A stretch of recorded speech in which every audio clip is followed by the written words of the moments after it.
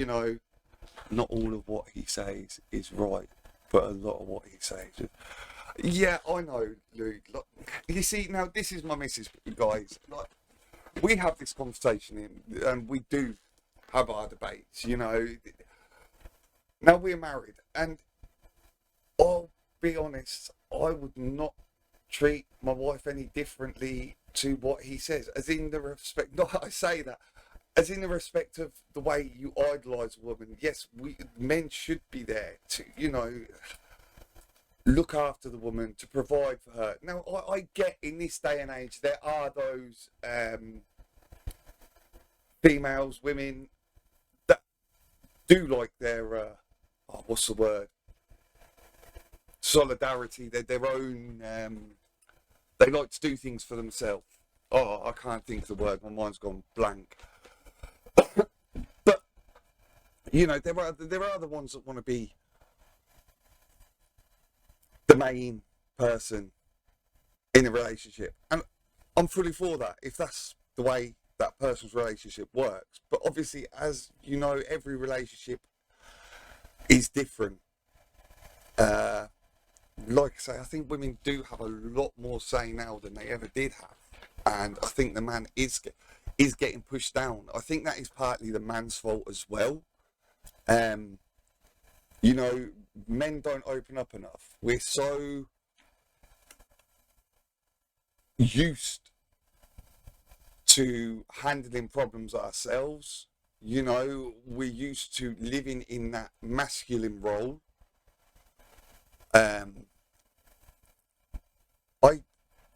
I just find it very hard that he's been deleted off every social media, like when there are people out there saying a lot worse, you know, and youngsters looking up to a lot worse. Now, I'm 35. I'm not young myself.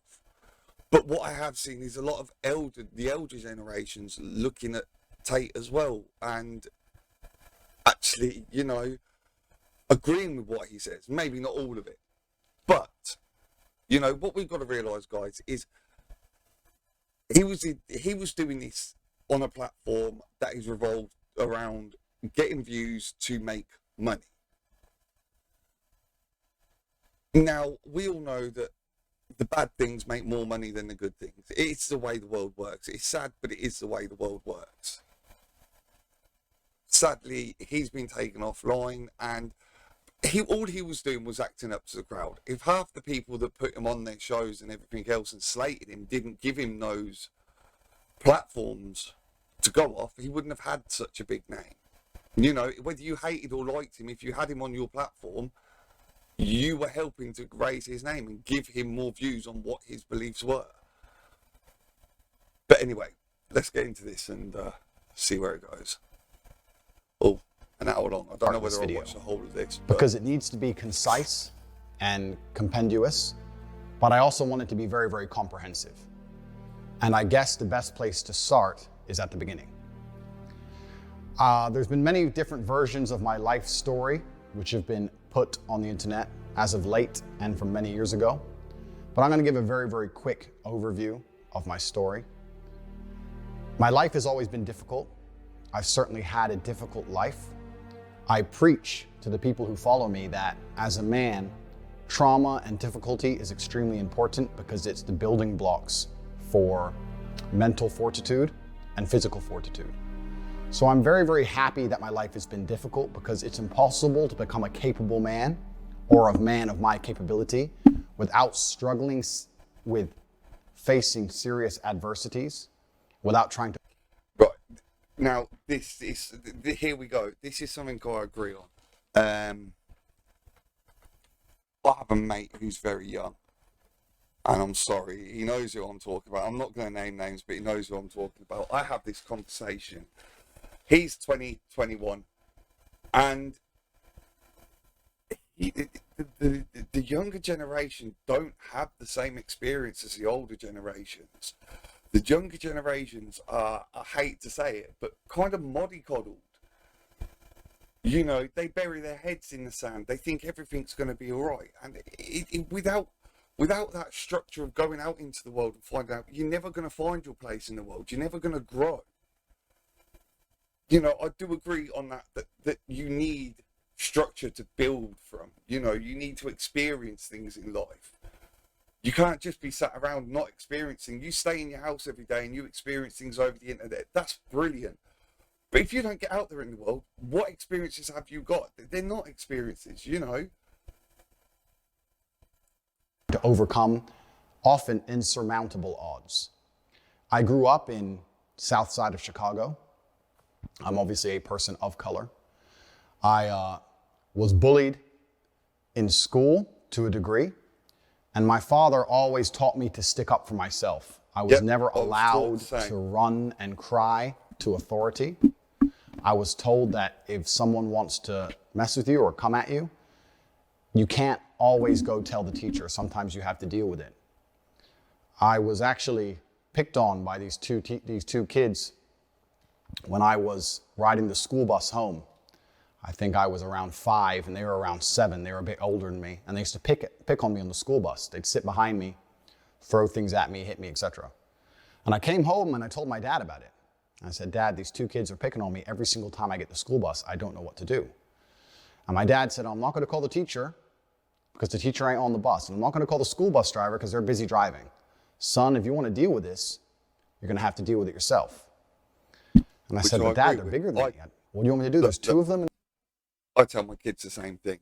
If they're being picked on, they've got to stand up for themselves. Now, you know, it's hard in this day and age. When I was a kid, you'd fight. You get into a fight, and 90% of the times when you got into a fight, the person you were fighting with, you go into the pub afterwards, or as a kid, you'd talk afterwards, you'd be friends. You'd make that friendship. Nowadays, I think that's a lot harder. Obviously, in England, I don't know whether this is all over the world, it probably is, but it gets worse every week in England. You know, crime rates, stuff like that. But, you know, in the world we're in, it is such a vicious world. We have to tell our kids to stand up for themselves, to look after themselves. Because let's be honest, no one else is going to. And they're bigger than me. And at the time, I'd just come home from school and I was holding a lunchbox. And my dad pointed and said, you have a lunchbox, son? Teach them.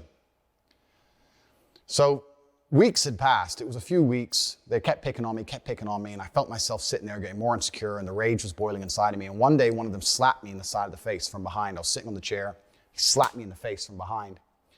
And instantly, I don't know what it was, but this was the day I had enough, and I turned with my lunchbox and swung it over the back of the school bus chair and caught him and busted his eye clean open. The plastic Batman lunchbox hit him in the eye, and blood started squirting everywhere.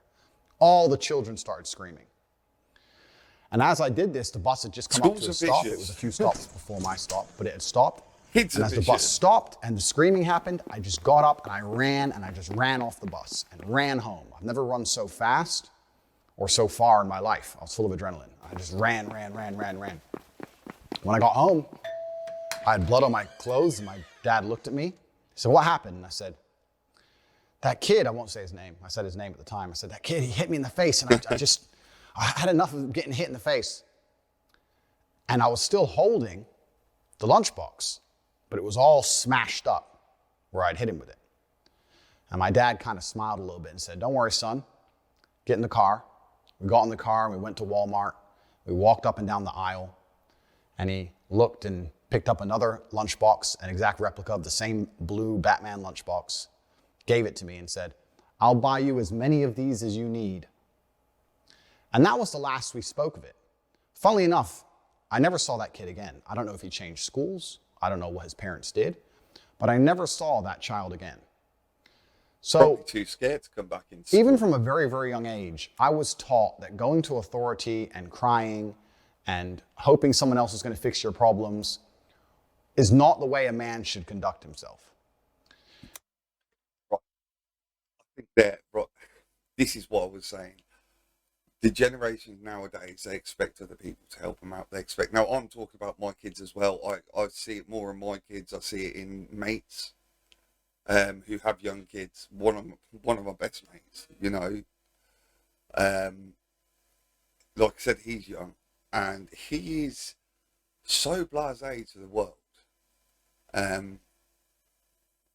does think sometimes, or it comes across as if he buries his head in the sand, but they seem to get away with it more than what we ever did, or I ever did as a kid. Do you know what I mean? It's the way the world is changing. It is different, and it is very hard for a man, especially one that has been brought up in the traditional way, and obviously like Andrew has. It is hard for someone like that to live in a world now where we see everyone, and it does feel like they're pussyfooting about. You know, it is very much a case of, you know, careful what you say, careful what you do. But sometimes these things have to be said. When I left Chicago, I moved to Luton, England, which was multiple times voted the worst town in England. Yes. A high crime rate. I It's a get very that. bad area. Luton is not. My mother and father broke up, so I was in a single mother household. And now I'm a person of color in a single mother house. See, so this is another thing, right? He says he hates women, or everyone says he hates women, and he's a misogynist, everything else. He was brought up by his mother on her own. I'm sorry, but I was pretty much raised by my mum on her own as well. And I am, well, obviously my grandfather was there. He had a big, big part, who's recently deceased. Sad to say. He had a big part in raising me. And obviously traditions were different even in his era than, you know, mine sort of thing. A lot different. But you don't be raised by a woman and be a misogynist. I'm sorry, I don't see that. You know, it makes you more protective over women. Yes, I agree with that completely. I was very protective over my mother when I was younger. And I think I'm the same protectiveness I like to think I am over my wife now. And before she was my wife, when she was my partner, and every other girlfriend I've been with, I think I've been, or I know I have been overprotective sometimes. Not controlling, don't get me wrong. I think there is a very big difference between controlling and protective. You know? Household. I'm also the only American at the time in Luton. And I had, again, repeat problems in school. I was picked on for being the only American. I was picked on for not knowing things I should have known because I hadn't been through the English educational system. I'd been through the American educational system. And I had trouble in school again, but I stuck up for myself. Unfortunately, nothing got violent at any point. But when people made fun of me, I stood up and said, listen, don't make fun of me. I'm from a different place and I talk differently. And I always understood that standing up for yourself, I never went to the teacher, I never cried to anybody else. I just stood up for myself. And over time, people learned respect for me and my boundaries. It's all on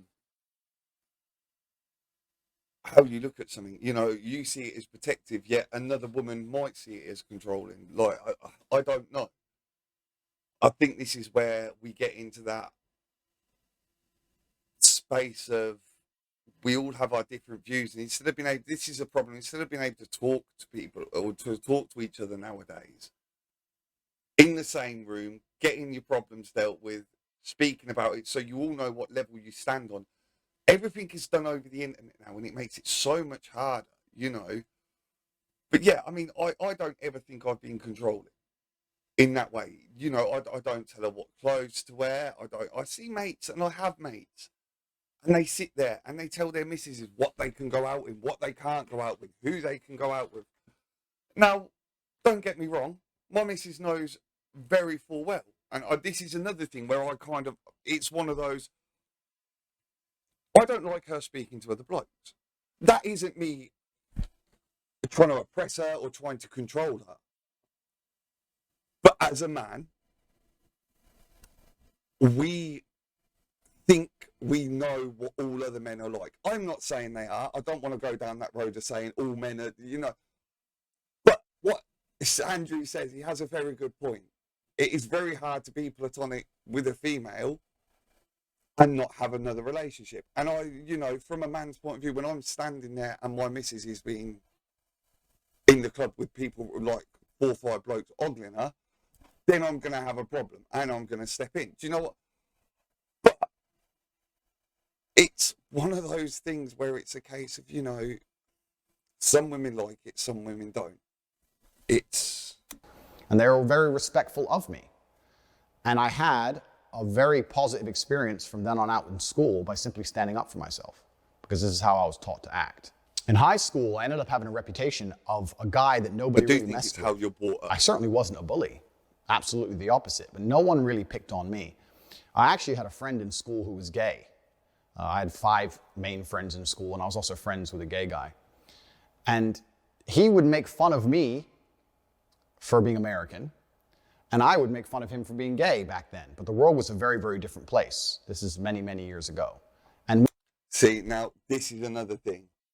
The world is a very different place. I had mates. I'm not going to go into detail because obviously it's Twitch, and I don't want to be getting myself banned for seeming or people to think. But I had mates that I joked about certain things, and they joked about me about certain things. And it was never frowned upon. Now, I know for a fact that this is why I'm not telling an example, because I know for a fact in the day and age that we live in now, these things are not okay to say. I think Andrew Tate knows that as well. With the stuff that he says that is out there and everything, I think he knows what he's doing. But like I said, he's playing to a crowd at the same time. And I don't think he should be ostracized for that, because everyone on YouTube plays to the crowd at one point or another. Everyone on TikTok, it gets views. Of course you're going to do it. But I do think banning him is a bit much. Like, where do you go next? Do you know what I mean? I see this. I didn't look into it till today. I'd heard so much about it. But when you look at Cardi B and Kim Kardashian, they're the role models for our young women. And that's what they're growing up with. And you hear from so many women about Andrew Tate, how he's respectful, this, that, and the other, which makes you think a lot of it was a front. When I say front, I mean it was put on for YouTube and social media. It brought in money. It put his name out there. Of course it did. But like he says, and like I've seen, some of the information and stuff, with a video of him beating his missus, which turns out to be a sexual act. That was, I think, 10 years ago. He was 25. It's a big difference in time gap. He was probably a dumber person at 25 than what he is at 35. I know I was. There's a lot of things I did at 25 that I wouldn't necessarily do at 35. Because I know they're not right. So to bring back a video, that's been put out there, everything else. Now, I'm not saying that what he did wasn't right, but what I'm saying is, it's easy to take something from the past, take it out of context, replaster it over the internet, and everyone go, oh my God, this is a bad guy. I don't see him being as bad as everyone makes out. I really don't. I mean, I've spent the whole of today. And when I woke up this morning and I saw he'd finally been banned off TikTok and that, I thought it was a bit much, to be honest. Like, we should all be able to have our own thoughts and that. Now, there are be people that disagree with him. Look, there's feminists out there and there's people that disagree with feminists. But you don't see the feminists getting banned off there because they're talking a load of rubbish about blokes and this, that, and the other. This is the thing. It seems very one-sided, and it just seems like he's being kicked off for people not actually researching and looking into what's going on. We had friendly banter back and forth, but we were very good friends, and I stuck up for him and prevented anyone else picking on him all of the time. And the banter between us, the locker room talk, which would be considered absolutely unacceptable today, at the time was very, very normal. Which is what I've just said. And we had a great time. We were good friends. And I heard from him, actually, after this ban. And he said, you should mention the fact that the things they say about you completely aren't true. And this leads me on to the reason I believe these narratives have managed to gain such a foothold in popular consciousness. Due to the fact I've managed to develop an iron mind, because I'm probably the only individual on earth who can be vilified to this level without taking personal insult and without being emotionally affected. See, that's where I find it hard. I don't think you're the only man in the world that could take it. You know what I mean? I like to think I'm pretty strong. I don't think I'd react to stuff like this, and either it's over the internet. I think that's more our age. You know, I'm the same age as this guy. I'm 35. I think it's a fact of being the same age, and it's the way we were brought up with and the morals that we were brought up around that make us think in that way. What I've done is I've allowed certain narratives to gain traction, which I shouldn't have allowed to gain traction, because they didn't personally bother me, because I know they are false. I live with a very, very pure heart. And that's one thing I never understood, is why he didn't stand up for himself more and he let it run. That, you know, you're kind of kicking yourself in the teeth there, aren't you? If someone's saying something bad against you, you're going to defend yourself. The fact you don't, and you just leave these stories to grow and grow, I get why he did it. Look, like I said, bad views are still views. And bringing up all this and letting them fester, he let people make their own mind up. And that got him the views. So of course he's going to do it. But, you know, I do think that is part of the problem, because he didn't put them to bed when they first started. They were left to carry on. I'm a religious man. I go to church, and anyone who follows me in detail knows I donate huge sums of money to the church. And as long as I knew the truth of my heart and God knew the truth of my heart, I wasn't interested in lies being purported. I now understand that that's wrong, because even though I've done nothing wrong, even though it doesn't emotionally affect me, even though God and myself know my innocence, the public consciousness has been polluted to a point where narratives are being purported which are absolutely and utterly false. And it's having a genuine negative impact on the people who I care about and the people who care about me. And despite the fact it doesn't emotionally affect me, as a man, I have a duty to protect all of those I love. And for this reason, these narratives have started to become very, very harmful. I was under understanding that on the internet, people don't like you. It doesn't matter who you are. It doesn't matter what you say. There's going to be some people who don't like you, and the people who don't like you are not interested in the truth. What they are interested in is finding some lie that they can latch on to and accelerating that lie. Yeah, because it sells better. Of course they do. It sells better. It may get some more views. It makes some more money. And this is the thing. Like, he's not a stupid guy. He must have seen this. This is where I say, guys, I'm not on his side. I'm not saying he was right in everything he says. A lot of the stuff he said, I can kind of find value from, and I can kind of entertain and agree with, because I think, but like I say, I really do think that is a case of, because of the era we grew up in, the way we were brought up. You know, like I say, my granddad brought me up mainly. My mum was working, so it is one of those things. It's a different generation and a different thoughts. On as much as possible via their platforms to try and paint a negative picture of you, because they don't like you. A lot of these attacks against me are disguised under the virtue of caring about women. But none of these people who are attacking me care about women. None of them donate to women's charities. None of them donate to charity like I do. None of them help anybody like I do. I'm about to show, later on in this video, proof of the massive work I do for helping people. They don't help anybody. All they do is just attack me and use fake virtue, the fact they pretend to care, as a reason to attack somebody who they personally don't like. And it's very, very different to actually care about an issue or weaponize an issue and pretend to care to try and damage someone else's life. These are very, very different things.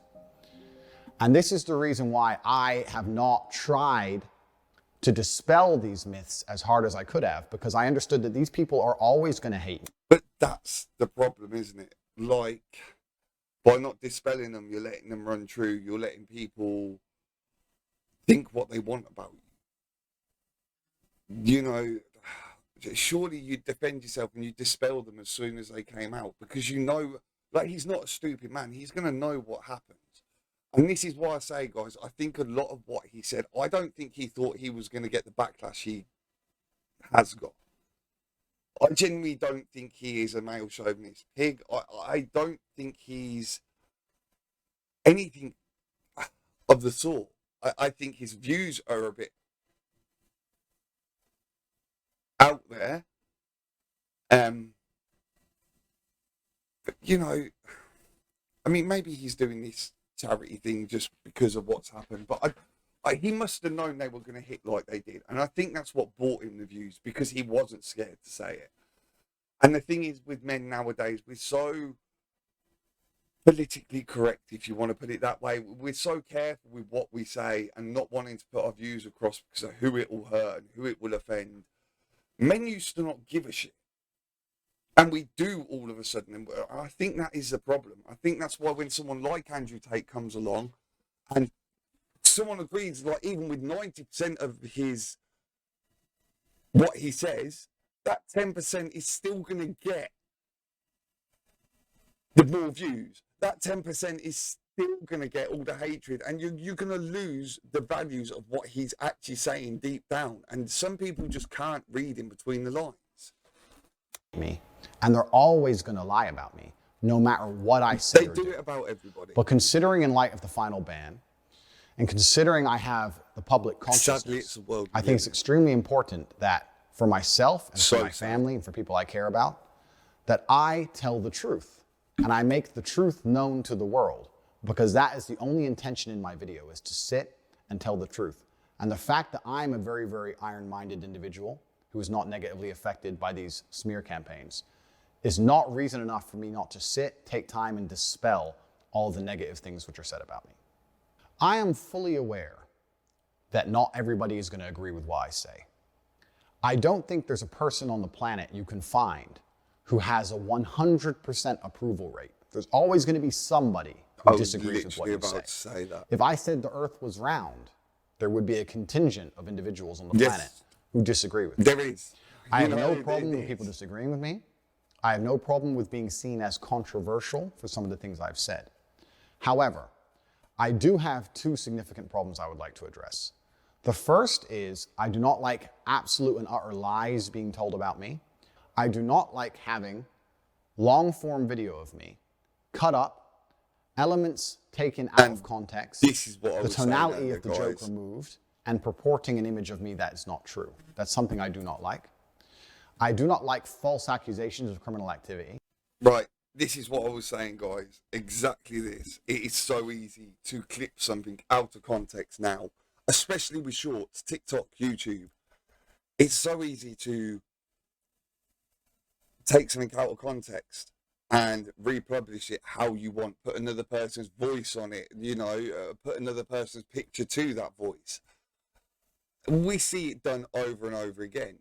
So you can't disagree with him on that one. But on the same token, I think he knew what was going on. You know, he's not a stupid man. I think he did know what was going on. Look, I'm not slating the guy. I wouldn't say I think the guy's a legend, but I think the guy he's brought up a lot of problems in this world, and I think he's opened a lot of people's eyes. The people who can read in between the lines, and I'm not on about the people that went to his Hustlers University. I mean the people that can actually, like myself, I see where he's coming from with his traditions and that, but I realise the world is changing. Not always for the better.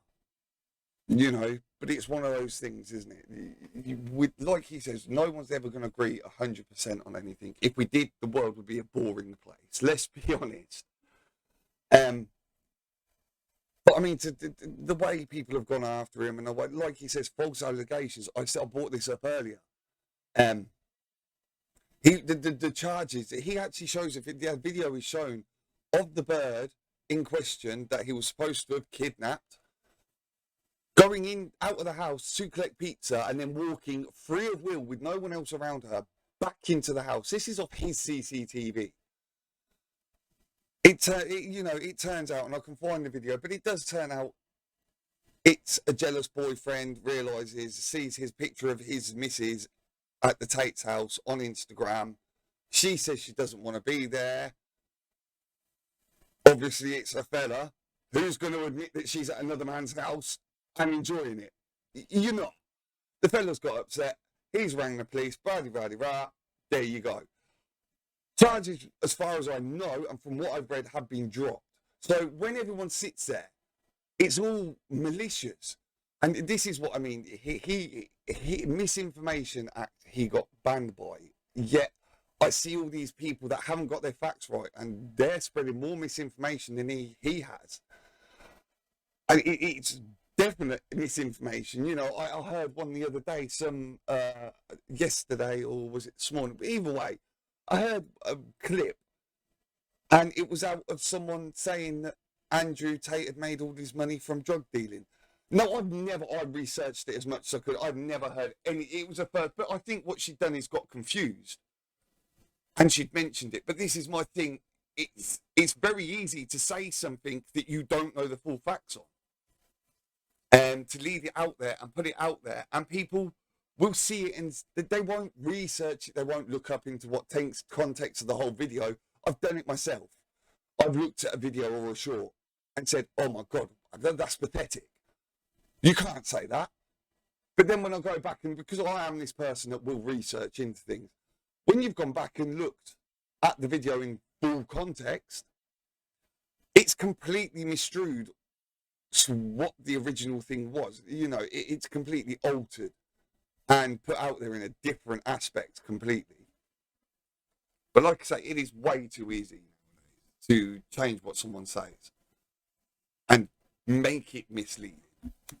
That's another thing that I really do not like. I am totally aware that not everybody is going to like me. I have no problems with that. I think anyone who decides to get big on the internet needs to be very, very prepared for a contingent of people to not be happy with what they say. I could make a YouTube channel dedicated to the fact that I believe the world is round, and there would be a large or semi-large proportion of people who would disagree with me. I don't think there's a single creator online that has a 100% approval rate. I have a lot of people who love what I say. I have a lot of fans. A lot of people are dedicated to my channel. And I have a lot of positivity online.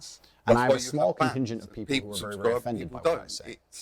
We often talk about, in the modern world, the inclusivity of different cultures, different ways of life, different sexual orientations, and how we need to be tolerant and understanding of all these different people's life paths, and by extension, their different ways of viewing the world. I'm a unique individual, as is everybody else, and I have a unique life path that has led me to unique points of view. I think that all of the people who disagree with me are very, very welcome to disagree with me because they have had a unique life path and a different point of view, and I respect that, absolutely. I would never shout for any of the people who disagree with anything I say to be silenced or canceled, because I don't think that helps the world. I think that discourse is always going to be the way that we lead ourselves to the truth. And if anybody has anything contrary to say about any of my points of view, I welcome it. I like to hear it. And as long as it's in a respectful and adult manner, I often platform it on my platforms as much as possible so I can sit and discuss and I can learn things. Because if I have a point of view and someone challenges it in a very adult, correct, logical way, And I've said this from the beginning, a lot of the people that have challenged him, and I think this is his own fault, oh God, I think this is his own fault in a way. He should have sorted his mic out. But a lot of the people who have challenged him, when they've come up against, it's been the challenge against him. On the podcast I've seen, like on Aidan Ross and a few of the other streamers that he's been on, his mic kept on getting cut out, so you could never actually hear what he was saying for the argument. And a few people I've seen have said they won arguments against him, and it's like, well, you've just repeated yourself and spoke over him. You know, you've not given him a chance to actually have his word, which is why I think if you're in the same room having an argument, it is a lot better, because obviously you both get your points across. And this is what brings me back to what I was saying earlier. This day and age, so much is done over the internet. You know, you don't get to experience that face-to-face interaction anymore. I've changed my point of view. And this has been really, really good for me as a person to grow and for the audience to grow. And I know I've changed many other people's minds when they've come to debate with me. And this is the beauty of being human. So I have no problem with being disliked. I do have a problem with a few things. I have a problem with long format things I've said being taken out of context. Yeah, we've already heard that. absolute a small piece of video from me with all context removed that I've now become the #1 villain of Earth, and I truly believe that's unjust. And I want to discuss that here and prove to the world in my final message that I am not any of the things I've been accused of, regardless of whether I am banned, reinstated, remain on social media, is completely beside the point. This is just a matter of clearing the air while I have the national consciousness. I was massively a victim of my own success. I decided own success, and I think I don't want to say own stupidity, because he's not a stupid bloke. By far is he a stupid bloke. I don't want to come across slating him, because like I said, I have mixed thoughts on him, you know. I'm not saying, I think there's just, I just think there's been enough people slating him without adding someone else to it, do you know what I mean? And it's not what I'm trying to do. Like I said, I do think a lot of the bloke's values, to some extent, were true, especially with the way it is for men now. You know, especially with stuff like mental health. Okay, some of his views on mental health was a bit, but I've heard other people with the same views. So, you know, I tell myself every day, I've been depressed. I tell myself every day that, you know, depression's in my head. Get over it. Be happy. Look, I have mates that do the same thing, because it's what we were brought up knowing to do. Oh, you're down. You're not depressed. You're just down. That's what it was called when I was younger. Oh, you're just feeling down. Think happy thoughts. Do something that makes you happy. You know, get motivated. That's another thing. Get motivated. You know, it's always hard to motivate yourself when you're not happy in the first place. But like I say, I don't want to jump on the bandwagon with everyone else, because I don't believe he deserves that. I really don't. Like I say, some of the things he said were a bit, you know, crazy. Oh, what a day! What a lovely day! Thanks for the follow, Marshall. Welcome to chat. How are you today? Like I said, I think some of the things he says, oh God, I've lost myself now. Some of the things he said were put down to his own silliness of not, like he says, not reacting to the things before they were put in there. And before they got as big as they did, letting people just go on with it. I think that was his biggest downfall. Accelerate my public persona and presence about 6 months ago. And I was massively successful. I became the most Googled man on the planet. I am, by the metrics Marshall, how are you? of the internet, the most famous individual who is currently alive in the world today. That comes with a bunch of advantages and disadvantages. Like he says, with we can power go comes into those great at responsibility. The disadvantages are safety aspects, safety concerns, which we're going to talk about a bit later. I've had serious threats on my life. I receive over 5,000 death threats per day. So do people who I love. See, that's insane. Like, this drives me mad. He's had 5,000 death threats a day. Now, what would he... it drives me mad. I can't even think. What were Instagram and where the platforms where he was getting these messages, what were they doing to protect him? That's what I want to know, because to be honest, it seems like nothing. Like, I could be wrong. I don't know. This is something I haven't actually looked into. But it does seem like it's a bit one-sided when he does something like that. Love and people I care about, they also receive death threats. The social media companies have yet to take any action against this. They were uninterested in trying to police this in any form. The advantages are, of course, is that I have a massive effect on people. And I have had thousands of emails from men saying, you've saved me from depression. You saved me from suicide. You helped me so much. Look, I'm not even... yeah, if it allows it in chat, we've got to sort chat out at the moment, mate. If it allows it in chat, that's fine to send a video, mate. I take it to do with Andrew Tate. Yeah, that's fine, buddy. The #1 video on my YouTube channel, my pinned video, has been for over a year. Mind hacks, how to those at depth. Yeah, this is it, isn't it? Like, do you know what? I lost sight of where I was going in life, what I was doing in life. And There are motivational speakers out there like Andrew Tate, and I say motivational because it's not always Dream Journal by Shark Boy. I don't think I've seen that meme yet. I'll be honest. Like I was, The no, I don't disadvantage have Marshall. are safety aspects, safety concerns, which we're going to talk about a bit later. Yeah, like I was saying, I was very down in my life, and it was, you know, it's people like him that people aspire to, and you've got to understand. Now, I've always been active. Always been a very sporty person, athletic person. That's the one, sporty. Yeah, that's what I'll have a look. If you send it, I'll have a look at it. I've always been a sporty person, and over the last year to 2 years, well, I'd say year. Beginning of this year, I fell down with COVID. Everything went downhill, and I'm not gonna lie, it was. I got into a slump, and no matter how much I told myself to get out of it, it's not always that easy, is it? So little things, motivational speakers help me get through sometimes. I'm not saying all the time. I'm saying when you're in that bad place, they can help certain people. Having that person to aspire to look up to, helps. I've had serious threats on my life. I receive over 5,000 death threats per day. So do people who I love and people I care about. They also receive death threats. The social media companies have yet to take any action against this. They were uninterested in trying to police this in any form. The advantages are, of course, is that I have a massive effect on people. And I have had thousands of emails from men saying, "You've saved me from depression. You've saved me from suicide.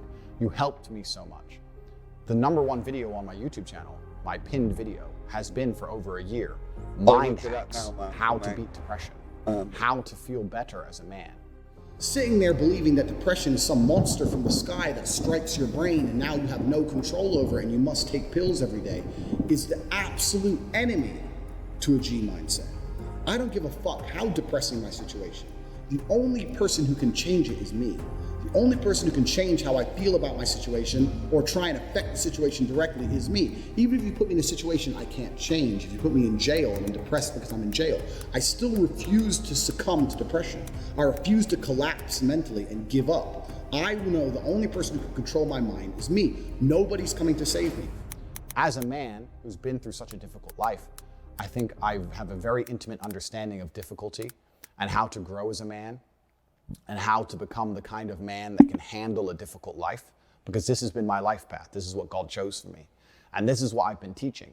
And I have affected positively millions of people. And I'm immensely proud of that. I truly am.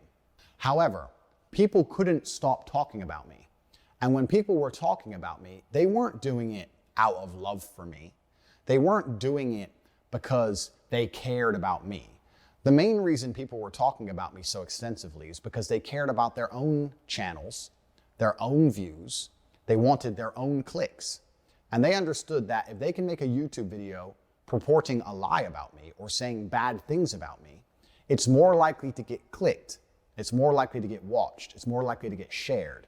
Expose, Andrew Tate is this. Expose, Andrew Tate is that. And what's happened is people, through their own selfish desires of trying to piggyback off the back of my massive fame and becoming the most famous man on the planet, have decided that making a bunch of negative videos is a fantastic way for them to personally gain clout and personally gain views and clicks, which is what the internet is about. And we ended up in a situation where videos of me from long ago are being taken out of context purposefully to try and purport a narrative which is not true, because people understand that's a very easy way for them to gain some clout and leech off of my success.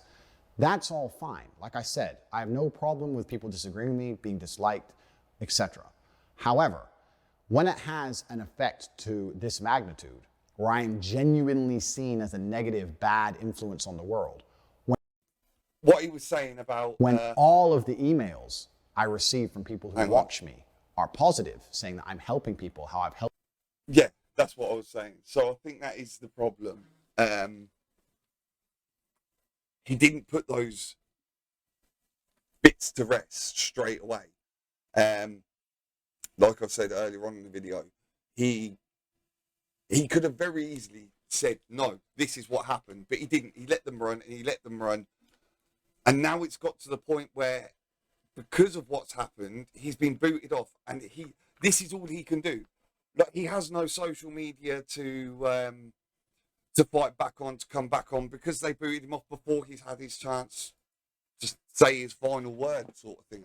You know, I think having to do it this way, it comes across, he's got to be very careful. I think he's doing very well so far. I'll give it to him. I think he's doing very well. Especially with all the hatred he's got for him at the moment. He has to be very careful, because he doesn't want to add to that. Help their mind, I've cured their depression. It's really strange to experience such a disconnect. To have I bet it is. 98% of the people who email you say how fantastic you are and how much you helped them. And then 2% of unknowns threatening your life. And then everyone I meet on the street saying such amazing things. Since I've become the most famous man on the planet, I have never once had a negative experience in real life. Everybody who meets me is very respectful, a fan. And I think this is the thing. It's okay to sit there and say, you know, oh, he's bad, he's this, he's that, the other. Do you know how many people I have seen? I'm just researching today. There has been so many videos and things of people saying what a nice guy he is in real life. You know, I think I was one of the podcasts he did, Mum's House, I think it was on. I'll have to look it up in a minute. It was the first time I've seen him without the arrogance. Do you know what I mean? He was speaking to other adults as well. I think that helped. I think he shot himself in the foot with the whole youngster thing. I get he's trying to address young men, because like I've said, the generations are different nowadays to what they were when me and him were younger. And to me as well, the generations have got lazier and lazier. You know, like the work ethic of my mate compared to me. Now, I'm not saying all it's a whole generation. I'm just saying from my experience, which we know doesn't always go well from his point of view. He spoke from experiences, and look what happened to him. So I am trying to be very careful. We take pictures, we shake hands. Nobody has screamed at me in public. Nobody's come up to me and called me names in public. Nobody said I'm wrong. I've been to over 20 countries. I've never had a single negative in-person experience ever. So the people love me. See, that says a lot itself. At the same time, the media is saying I'm hated. It's a very strange disconnect that I've been experiencing. And a lot of that has been purported and accelerated by the fact that people are trying to gain views on their own channels, separate to me, nothing to do with me, by accelerating lies. It's and also, here we go. This is what I was saying, an interesting case study into internet mass hysteria, right? If 50 videos come out saying Tate's a bad guy, it takes a lot of bravery for someone to come out and say Tate's not a bad guy. Yeah. Despite the evidence, I can show evidence to the contrary of these negative narratives for the end of time. And this is the thing, a lot of that evidence I found today. So, you know, it is very hard to sit there and say, yeah, he's a bad guy, because I can't. Like I said, I think some of his opinions and views were a bit over the top. But I don't disagree on the whole with what he was saying. And I think if you ask most men, and they answered honestly, I think they would be the same. Look, looking through all this, I saw a video. Let's see if I can find it. Just 2 seconds. I'll look for it after this. But I saw a video today, and it was Andrew Tate ruined my relationship. And I clicked on it, you know, thinking, oh my God, you know, to say Andrew, that's a big, you know, big thing to say. And then to watch it, and it is this guy who is moaning about his missus leaving him because he was watching an Andrew Tate video. But I'm not trying to come across as a red pill guy or anything like that. I'm really not. But what you've got to realise is, when people release videos like that, all you are doing is concreting and cementing what Andrew Tate has already said.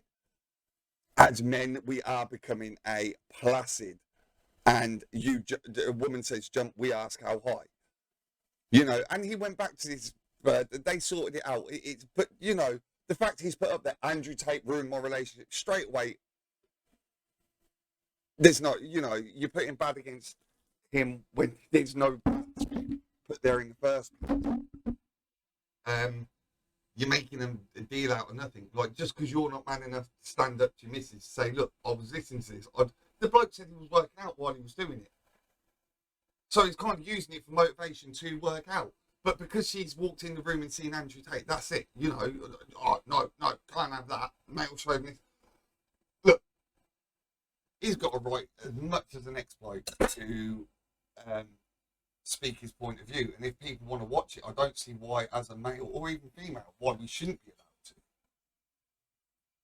But if somebody can see, if a YouTube creator or a content creator can see, if you make a negative video about Tate, you get a bunch of clicks, and everyone else did it, well, then I may as well do it. They don't sit there and go, what about Andrew? What about the truth of this? Yeah. What about the effect on his life? What about the effect on his experience of the world? That doesn't come into consideration. What comes into consideration is everyone else did this and got a bunch of views. I want a bunch of views.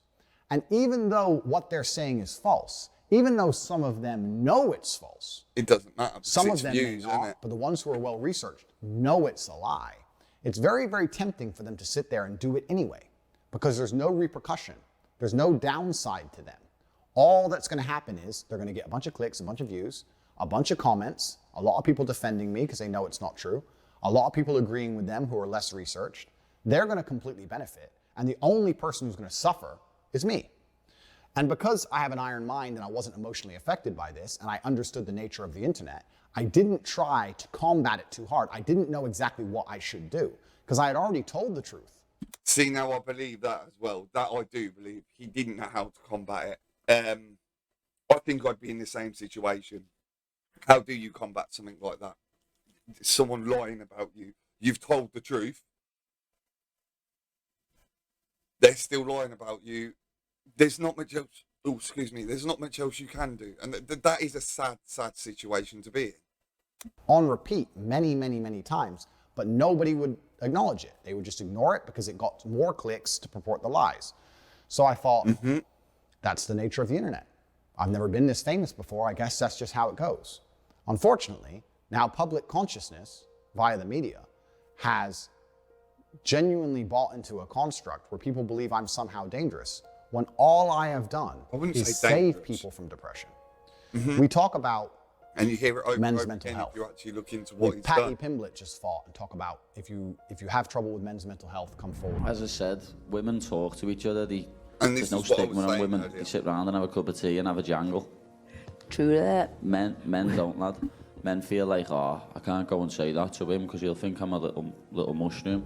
You know what I mean? That's what men think. But as I said in the cage, I'd much rather my friend come to me and speak to me and cry on my shoulder than me have to cry when I'm carrying his coffin a week later. I just wanted to show the world that if mental health could bring somebody as big as me and as strong as me and, you know, the stereotype heavyweight champion of the world to my knees, then it could bring anybody to the knees. Tyson Fury talk about it. I talk about it. Everyone tries to talk about it. And everyone says, men, you should talk more, talk to us. I try and encourage men to be strong. I say, listen, if you're depressed, you need to get in the gym. A strong body is a strong mind. I sit there, and by using my lifestyle, which is an aspirational lifestyle that most men would love to have, purely because of the finance, the cars, the freedom, etc., I encourage people to work hard and try their best to become the best version of themselves. And men are encouraged to talk and open up. But when I talk and open up and get massive influence and start helping people, they're going to silence me. I've been nothing but a net positive for the world. That's truly how I view myself. And that's absolutely and utterly the truth. However, I am very understanding of a changing social media landscape. And I'm also very, very understanding of my fame changing. And by extension, I have some responsibility to bear. I am a man who believes that he is responsible for everything. I think as a man, you should take complete responsibility for your entire reality. It doesn't matter if I'm struck by lightning. That is my fault. That's who I am as an individual, and it's been one of my keys to success, to never blame luck. And I get that. I mean, if you were struck by lightning, what were you doing out in the lightning storm? Of course it's your fault. Never blame anybody else, to only blame myself. So despite everything I've just said, I still blame myself. And because my rise has been so meteoric, because I've become so famous so quickly, and because I've been producing content for so long, even though I take absolute responsibility, I'm in a difficult scenario where videos that were made 5 or 6 years ago in long form are now being cut into 5 seconds, accelerated and purported now in line with my new line fame. I can't stop that happening. And this is exactly what I was saying earlier. But I also understand I have a degree of responsibility, right? Because I'm the most influential person on the planet. So my responsibility is to make sure that any kind of negative connotations in my messaging are removed. I want to stick to my message. I don't want to backtrack. I still want to champion men's issues. I still want to champion physical and mental strength. I still want to champion the protection of women. I still want to do that. However, I must be ultra aware of how I do that, because it would be unprofessional of me as a man to sit and say that my messaging does not have to change in line with my fame. The way you can say things in a video that gets 500 views is very different than the way you can say things in a video that gets 500 million views or 50 million views. You have to change your messaging. The more people you reach, the more important it is that people do not take your things out of context, right? If 0.1% of people misunderstand you on a 500-person video, that will not have a large effect on the world. But if 0.1% of people misunderstand you on a video that has 50 million views, now you start to affect the world in a negative way. So I have to be very, very, very careful in line with my newfound fame. And it's difficult because in the world I'm in, if I sit down and do a 3-hour podcast, it's my job to be entertaining. And I want to give exciting answers and interesting insights. I think the reason people follow me is because I have a very firm understanding of the English language, a very good grasp of the way to construct sentences, how to be motivating, how to be compelling. Like I said, and I do that on purpose. But it's also very difficult for me, regardless of my intellect, to now sit at a podcast, be interesting, be exciting, give a compendious and concise answer, at the same time, be wary that in my 1-minute answer, at any point, 6 seconds worth of it can be taken, snipped, used against me, and weaponized. I don't know if my mind can handle all those tasks at once. It's not very often I'm stumped, but that is becoming extremely difficult. And I'm sitting here thinking I've been offered massive podcast requests by the biggest podcasts in the world. And I'm thinking, how can I answer questions? How can I be a responsible adult? Because that's what I am. How can I be a professional? Take responsibility for my level of fame to make sure that nothing can be taken out of context, but still tell my truth and still answer the questions, but construct my sentences in a way where they can't be misrepresented at all. Because of the way the internet is nowadays. Because I think any content creator who was suffering from what I've suffered from, if any content creator got as large as I was, and there was as many people cutting up their videos as they were mine, and those people had a negative agenda, we could make Mickey Mouse look evil. You could make anyone look bad. I'm not saying I haven't given them ammo. I've been saying this for ages. Of course, there's been the odd clip that made it easy for them. I'm saying if their intentions were to be as provocative and negative as possible, it can be done to anybody. And that's why now I need to take a break from all the podcasts I've been invited on, especially since I've been banned. I've been invited on the largest platforms in the world. This is sad. I've had 100,000 emails of support. All the media channels want to talk to me. And I'm sitting here thinking, I need to make sure I'm not misunderstood. And I have to really be careful about how I do that while not backing down on my messaging, while still championing the things I champion. And that is the biggest point he's got to do right now, is not back down on what he said. Because there are a lot of people that have listened to him, and I think to back down now would be the death of him. Still believing in myself, but making sure I'm not misunderstood. And although I think on the internet I am one of the most respected. And that is the hardest thing, making sure you're not misunderstood. When we live in such a politically correct world, the slightest thing you say can be misunderstood. You know, which is what I was a bit dubious about doing this stream today. I knew what I wanted to talk about, but on the same token, I don't want all the backlash. Like, I have my opinion, but you know your opinion's not always viewed the same by everyone else. And the last thing you want to do is go upsetting someone because of something you've said, which is your view. Or ratists that exist. I now need to once again improve myself and improve my skills and prevent anybody being able to take me out of context. I might have to form a new way for sentences to be constructed. But if that's what it takes, that's what I intend to do. Because with great influence comes absolutely and utterly great responsibility. And I do understand that. And I will blame myself for the fact that people have managed to do this to me, regardless of the fact that I did not want it to happen. So let me give a quick example of this. Before I continue, I want to say that I often speak to the absolute beauty of women. I have a very healthy relationship with my mother. I have women around me who truly and utterly love me. I have very healthy relationships. When you're brought up by a single mother, you have respect for women. So it's very hard to sit here and say, oh, no, he has no respect for women. With females. I have no criminal charges for crimes against females. Nobody has come forward and accused me of sexual misconduct. Please understand, we'll go into the Romanian house raid shortly. But most people in my position of fame have had women come forward and say he raped me. I'm the most famous man on the planet. There's not a single female whose face you can name. And this is very true. And this is one of the biggest things. I had a message sent to me earlier on when I said to one of my mates about doing this. I had a message sent to me, oh, Andrew Tate is a woman beater. When I went back and looked at the whole video, it wasn't Andrew Tate was a woman beater at all. It was a fact that it was a sexual act that had gone on between him and his ex even comes onto camera to tell you this, you know. But because people haven't researched, they've seen that one clip and gone, Andrew Tate's a woman beater. It's so sad. Or whose face you can picture that's come forward and said, I've raped her. Not a single female has come forward saying I've hurt her. Not one. There's a video from 10 years ago that showed me in a sexual act with one of my ex-girlfriends. Listen, hey, you stupid bitch. I didn't say the word listen. Did I say listen? Hello everyone. I just wanted to say something about the video that's been released recently about me and my ex-boyfriend Andrew Tate. Andrew is my still great friend. What you guys saw on the video, it's just what we used to do. It was just pure game. He's a great guy. He would never hurt anyone unless he's fighting. The left understands which is trying to do. So you kind of hope from you my would, wouldn't you? She has come forward and said that it was all just a game. And still that video is being used and sent around the internet saying I'm a woman beater.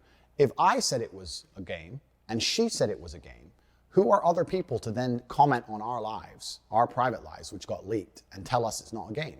It was between two consenting adults, and we decided to do something ourselves, and we both agreed it was fine, and she has not come forward trying to accuse me of anything. So who are others to do And there you go, this is my That's point. just kink shaming, which that's all it is. So no women are accusing me of anything. No women are accusing me of misconduct. I champion women all the time. I say about how they should be protected, how beautiful they are, how much I love my grandmother because of the amount of children she had. My grandmother had 9 children because there was my father and 8 more. Jeepers. They all had a bunch of kids, blah, blah, blah. I stood there and looked at my 93-year-old grandmother, and there was a room, a whole room full with maybe 70 people that came from that one woman. Yeah. Isn't that remarkable? Yeah. That nobody cared. And I'll tell you the same now. It wasn't my nan, but it was my great nan. He had the same. That huge room filled with people. I can't even say how much there were at the wake. But, you know, we had a massive family. And they all came to say bye. So, you know, I get that. About her career. Nobody asked what job she did. Nobody asked how many times she went to the club. Nobody asked if she had time to go to festivals. No. You had 70 sentient beings, including myself, full of life from one woman who dedicated herself to being a mother and a good wife. That is beautiful. I talk about how women are unique and special and they can do things that men can't do. And still these clips are taken out of context. Let me give you an example. I absolutely not really love women.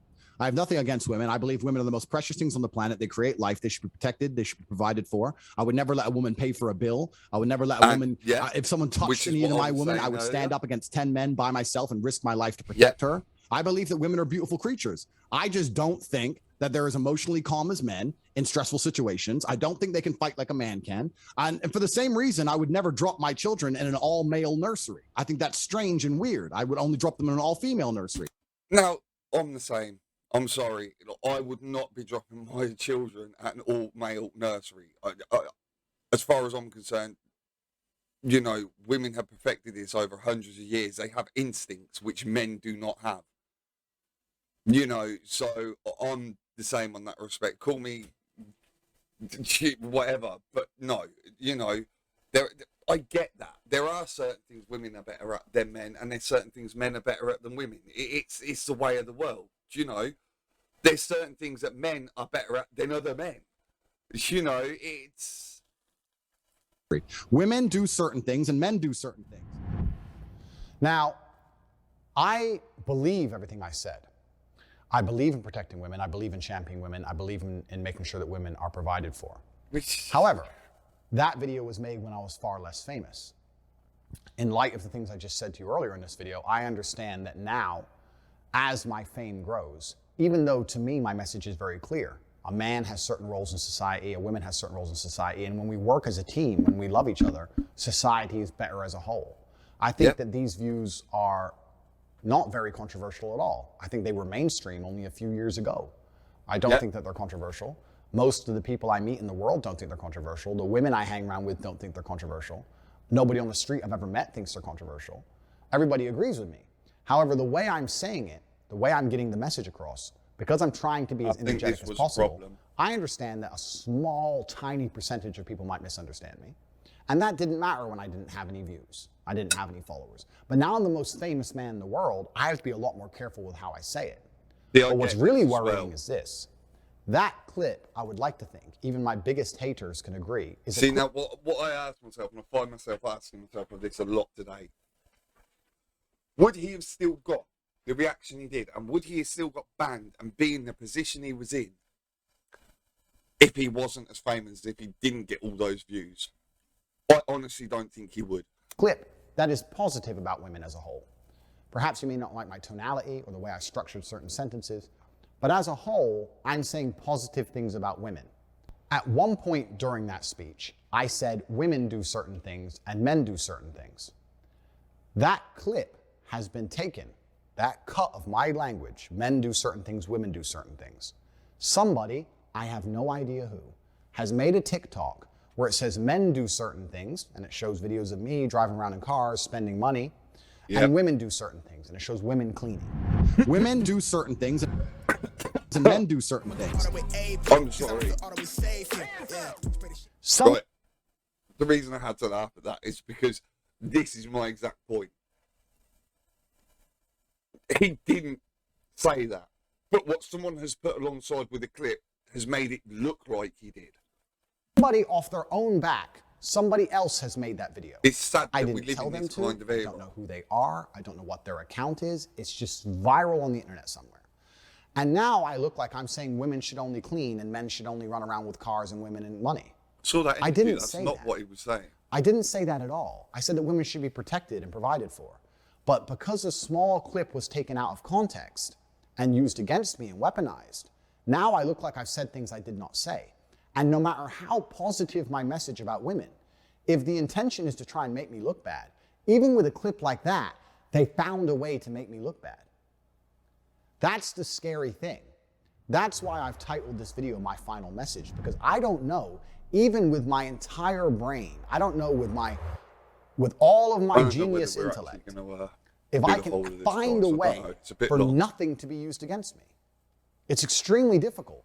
One line out of context has made me look bad, and millions of people saw that, and people didn't see the lines of mine. Fine. So certain people remain neutral because they know it's false. But people who don't, then I mean, like I said, we can all agree. I don't think he's as bad as everyone made out. I don't know whether we agree on that, but we can agree it's not as easy to say, oh, he's this, that, and the other. You know, I think a lot of the stuff he's getting hate for is unneeded.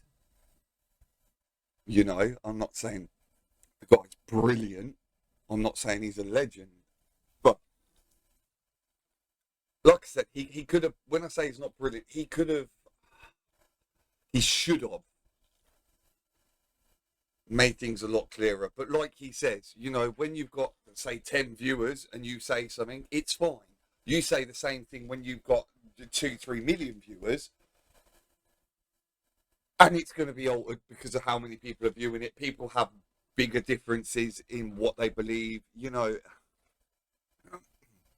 I can't say he's a bad bloke. I definitely don't think he's a what everyone says he is.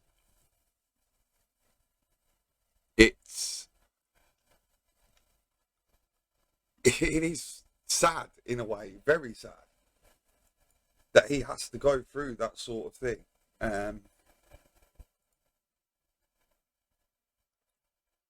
And he reached on, you know, the men's mental illness and how he's doing work for that now. I mean, I hope he does. I hope he carries on with what he's doing. I don't think this should be the end of him. I think there are still ways. I think he could carry on, and I think I think he could still do podcasts. I think he just needs to be very careful on what he says. I really do. I don't know. It's one that you see so many different sides of the coin, but the thing is, the ones that are slating and everything, you can tell a lot of them haven't researched at all. I mean, genuinely haven't researched. It's like I've seen people slate him for the way he talks, like switching on Aikido, and yeah, I get that, but you've got to realise it's a show. It's not like he, you know, I mean, he probably does switch on Aikido. Like, you don't know. The guy's a four-time world champion, I think. So, me is no, the answer. I don't think because will there will always anything. be someone else. And there will be a new hate mob and new out-of-context videos. Possibly 10 and this times is a worse problem than which is what larger everyone than thinks Andrew Andrew Tate. This is an internet problem. This is a problem with short-format video, short attention spans, nobody looking into anything in detail, things taken out of context. This is a really big problem Which is that the what I've world been has saying to the whole address time. that goes beyond me. And if I've had to martyr my presence on social... If people did a bit more research instead of just going on... This is the thing. It's so easy now to click on YouTube, bring up a video of someone, play it. Hey, Twisted, how you doing, buddy? Why is my chat not coming up here? What's going on? Huh. Hey, Twisted, anyway. Sorry, I've just seen that. What was I saying? Oh my God. Completely threw myself. And new out-of-context videos. And this is a problem with... Yeah. Going back to YouTube, it's so easy to click on a video, see it, and if people did do a bit more research, I don't think we'd have all these arguments that we have nowadays, because I think half the problem is we just see what we want to see rather than what's actually there. If someone puts up a 10-second video saying Andrew Tate hates women, it gets more views than the whole video did itself, of him explaining why he's saying this, what reasons he gives for this. You know, he could say, oh, you know, I don't know, he could use, I'm just trying to think of an example. There's many examples, let's be honest, that he could use. I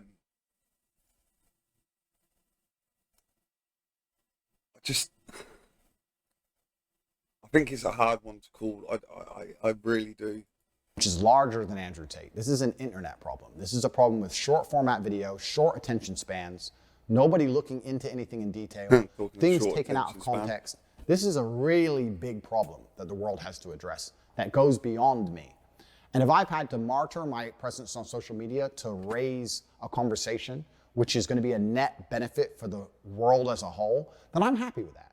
And I'm happy if people go, you know what, this happened to Tate, it's now happening to other people. Eyes. We have to change the way we review censorship, banning, content creation, content proportion, all these things. That's fine, if that's the life path which has been chosen for me. I just want to make it clear that I don't like when that happens. I respect him for that. I don't want that to happen myself because I don't gain anything from that. On Instagram, absolutely no rules were broken. My captions were just poetry that I wrote. My pictures were just lifestyle. Car, house, boat. I never broke any rules on Instagram. I never had any strikes. I never done anything wrong on Instagram. The only rule infringements on Instagram were my comment section, where hate mobs inspired by these videos that we've been discussing, these videos. See, now this is where you got to be very careful, because it does sound, you know, like they're punishing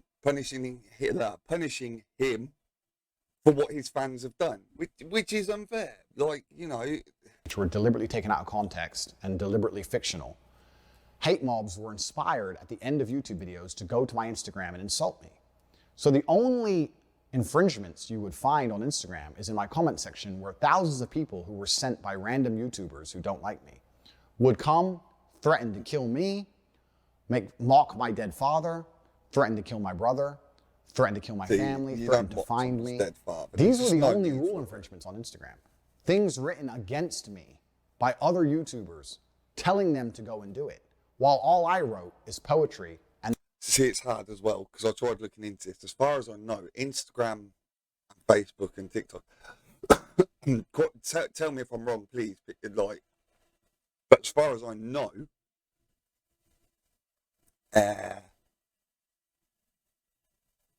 the only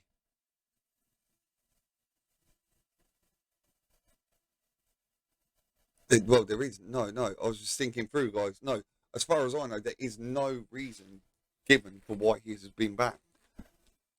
Nothing that I've seen anyway. Like I said, tell me if I'm wrong. Maybe I am. But at the moment, as far as I know, there is nothing. And on repeat, multiple times, makes you wonder, can they just ban you whenever they want? If you're going to defend me, do it respectfully. Even if people hate me, even if they're insulting me, don't insult them back. Hate doesn't beat hate. It just creates a brick wall. Very true. If somebody says they hate me, explain to them calmly that they don't understand the context. Show them a longer format video. Show them how I stick up for marginalized people. Explain I'm a person of color and I've been marginalized in my childhood. Show them how I had a gay friend when I was a kid. Show them how I stick up for women. Don't just reply saying you're stupid, you don't know the truth. Don't fight hate with hate. I was encouraging all of my followers and all of my fans to be respectful people, even when sticking up for me. Once again, trying to turn negativity into positivity via social media. My Instagram had no infringements. That was the only anti-policy things on the page, things targeted against me. And I didn't really complain to Instagram because I wasn't taught as a person to go complaining to authority. I thought, this is the internet. Right, Lou. That's how it works. Just ignore it.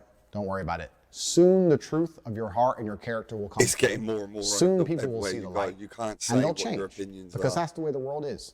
People often flip-flop on issues. This is how things happen. The redemption arc is going to be beautiful. I really, truly believe that within a few years, people are going to understand that I'm a force for good in the world. And I hope they do. Often, if you can just curb that. People say, edge you've got. Don't have Tate as a male role model. There's better ones. But there's worse ones as well. There are no other male role models. Because to inspire the youth of men, you need to be aspirational. They have to look at you and want to be like you. And there's no other male role models that have had the tenacity or the aggressiveness to have such a fantastic life as I have, that they're going to listen to me. They listen to me because of my authority, and my authority comes from my life experiences. If my mentality is so wrong, how have I managed to amass enormous wealth? How have I managed to amass huge social status? How have I managed to physically dominate the planet? I've done things that men respect and they look up to me. So that's why I can lead them. And I understand my messaging should change in light of the fact that I can be taken out of context. But me being alive on the internet will allow me to lead men in a very positive direction. Banning me and deleting me leaves a black hole where they say there'll be another masculine leader. But the men don't listen. The youth of today won't listen to anybody else. That's the reason I'm the most famous man on the planet, because none of these other people have the authority to affect them like I do. And that's something you've got to look into. Like, as much as we say, where did Andrew Tate come from? I mean, he blew up out of nowhere, let's be honest. People do listen to him. Now, in a way that is a bit worrying, like, especially with the youngsters, they take things as they want, as it is anyway. When you look at, as he said, he's from God, you know, you look at Bibles and everything else, they're all construed on how that person wants to take it. And I think that's what's happened with Andrew Tate, is people have seen it how they want to. They don't like the fact he's got so big so quickly. I mean, I do believe there is a small bit of jealousy in there. Maybe even more than a small bit. But, you know, it's part of the world. People get jealous. People do make rumours up. They make lies up because it's the only way they can see to get to someone, especially someone with as much status as Andrew. Nobody. And I truly believe that me, with reformed messaging, now understanding of my newfound fame, is so much better for the world than nobody. Because nobody just leads to black holes of who knows what, and it can't be controlled. And that's where the internet is truly dangerous. Speaking of Instagram, I was understanding in recent weeks of how these negative fictional stories of me were gaining traction, and I wanted to try very, very hard to counter them. I put a post on Instagram, which you can see here, where I explained that the things I've said have been taken out of context. And just because I champion men's rights does not mean... And I don't know whether he's going to say it, but the sad thing is, when he got banned from Instagram, these are the things that aren't put out there. I had to look for this. When he got banned off Instagram, he was actually doing a charity event on Instagram. Now, I don't know whether that went through or not, but it was all through Instagram as far as I know and from what I can understand. So, you know, I'm presuming that was cancelled because we never heard anything about it. You know, it's taken away from more than just Andrew Tate, isn't it? You know, for what people believe and what people are... I dislike women. Sad. I think that men are underrepresented in the world today. And as people often say, we then need to speak up. I'm here speaking for the men. I'm here trying to speak up. And people are speaking up because of me. We're raising important issues in the world today because of me. Deleting me and blocking me is only going to hurt men as a whole and increase all the problems we see with the youth of the men today. So I put a post up and I said, listen, people misunderstand me.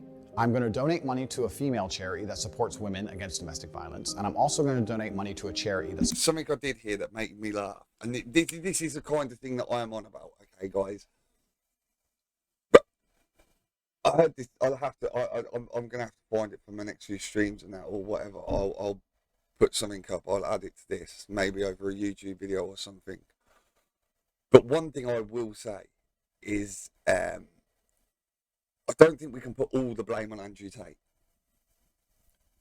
I saw a video today, or was it? Yeah, over the last few days, I saw a video, and it was saying how about a young lad had gone back into school, and he was telling women to get back in the kitchen, right? But I have never heard Andrew Tate saying, you know, get back in the kitchen or anything like that. One. Two. If young children, and the way it was made out was this kid was like 9, 10 years old, okay? Now, at 9, 10 years old, you shouldn't be watching Twitch or any of these podcasts anyway. So my question is, why are the parents not monitoring what the children are watching? All my kids have YouTube accounts, stuff like that. I monitor very closely what they do and like everything they put up, I look at beforehand. And yeah, it is hard. But as a parent, it's something we should be doing.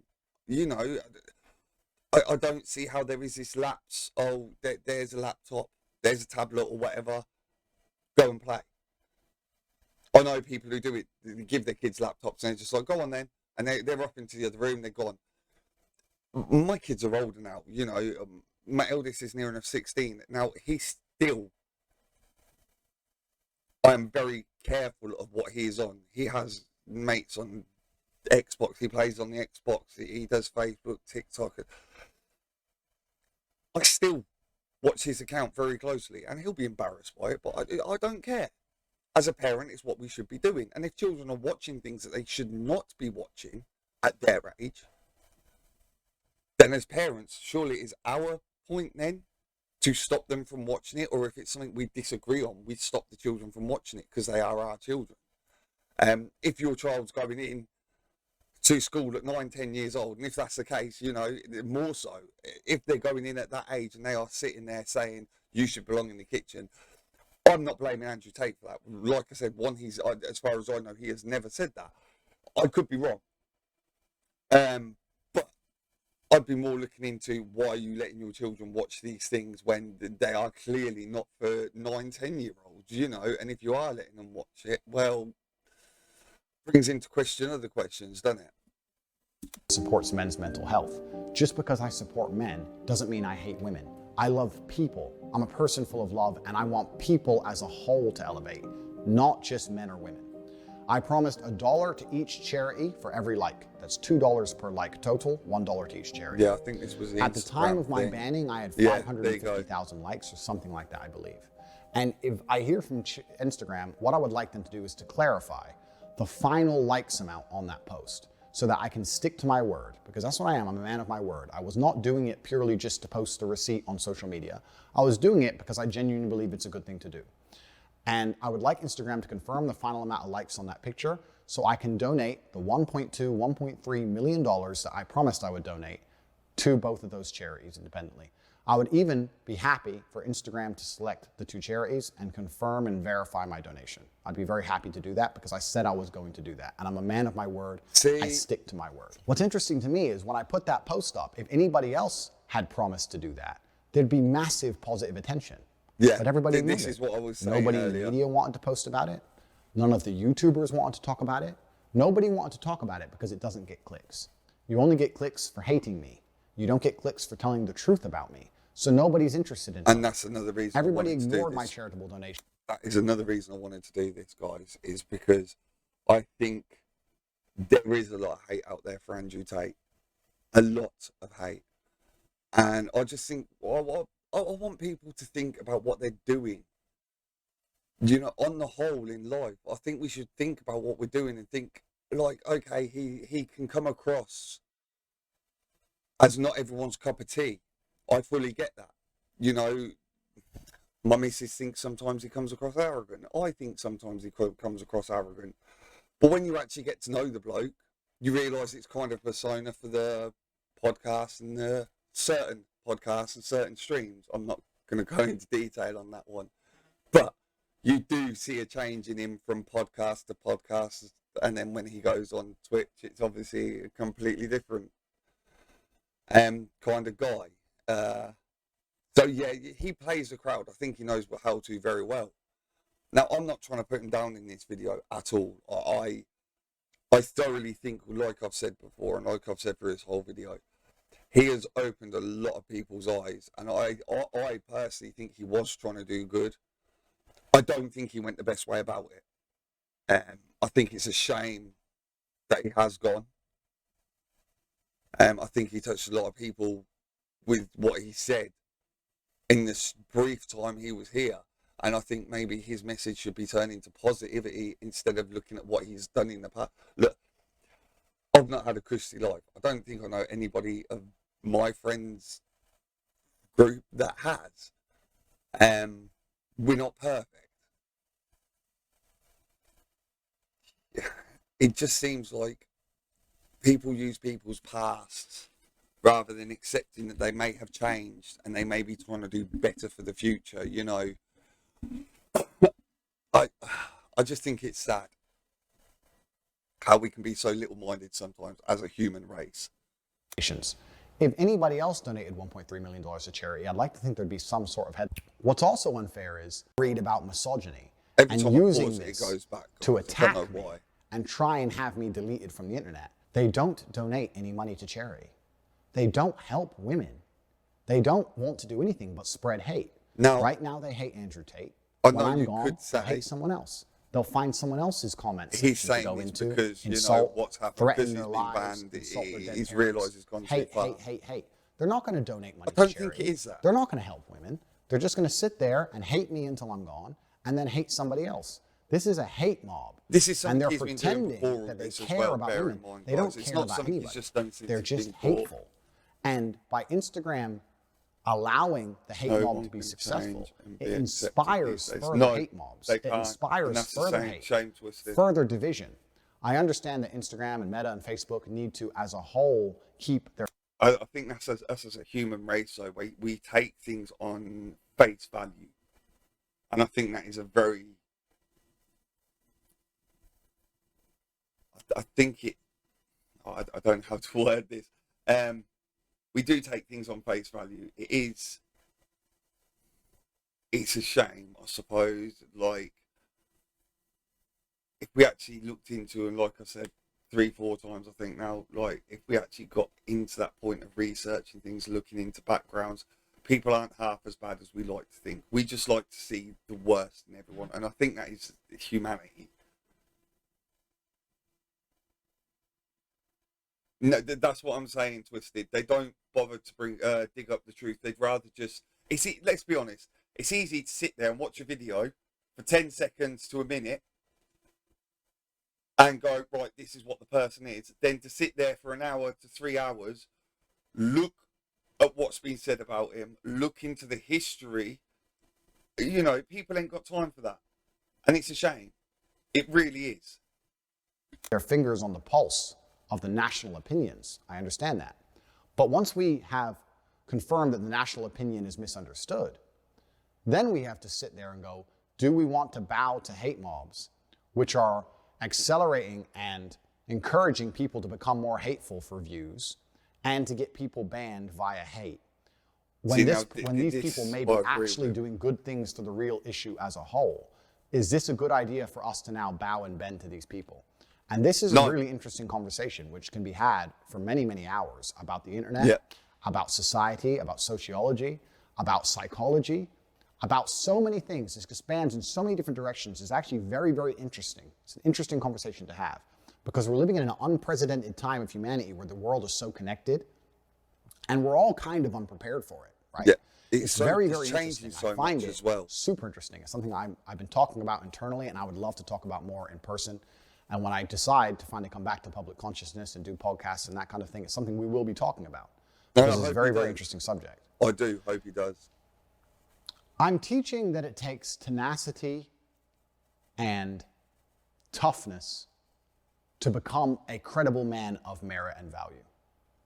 Which is true. I think even my hardcore detractors would agree with me. If you're in trouble and you call the police, you want a tenacious, tough man to appear, to help you, to protect you. There's nothing wrong with being a tenacious, ambitious, tough man. There's nothing wrong with that. There's nothing wrong with strength. The way the police mental empathy nowadays, I think these things are used to protect people. Expect anything from the police men anymore. And women. This is a protective state. You can't protect anything if you're not strong. Strength is a beautiful thing. The world is built on the backs of strong men. And I'm trying to teach men to be strong again because it makes the men feel happier inside, it solves men's mental health, and it also makes the world a genuinely better place. People are taking my lessons and me trying to teach strength and misconstruing them, saying that I'm trying to teach men to be oppressive or aggressive. That's absolutely not the case. I've never taken. And at the same time, they're ignoring my church anyway. And at the same time, other media creators are rewarded for purporting lies and spinning lies about me. And then at the same time, the media buys into this. And at the same time, we're in the current situation where this entire storm has appeared, where I've genuinely only been a net positive on the world for anyone who's watched my content in all of its long form. No. When Instagram tells me and confirms to me the number of likes on that post. And I say it doesn't. Let me get this straight, guys. Like, it is so hard now. I'm not saying it's all the police force's fault. You know, their hands are tied with what they can do. I get that to a certain degree. But on the same token, no one has respect for the police anymore. You know, you phone the police. For instance, we got burgled at the beginning of the year. 3 blokes broke in with weapons. And this is another point I will say, is when he sits there, Andrew sits there and he says, you know, these things happen, this, that and the other. I've seen people sit there and say, you know, no, it doesn't happen. It's very unlikely. Look, at the beginning of the year, we had an aggravated burglary. They broke in with weapons.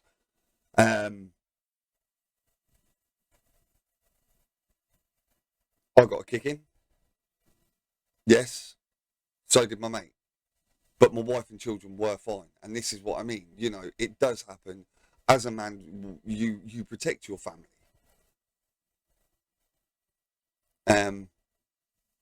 So it's like I say, it's people, this is what I say and what I've said to my missus as well.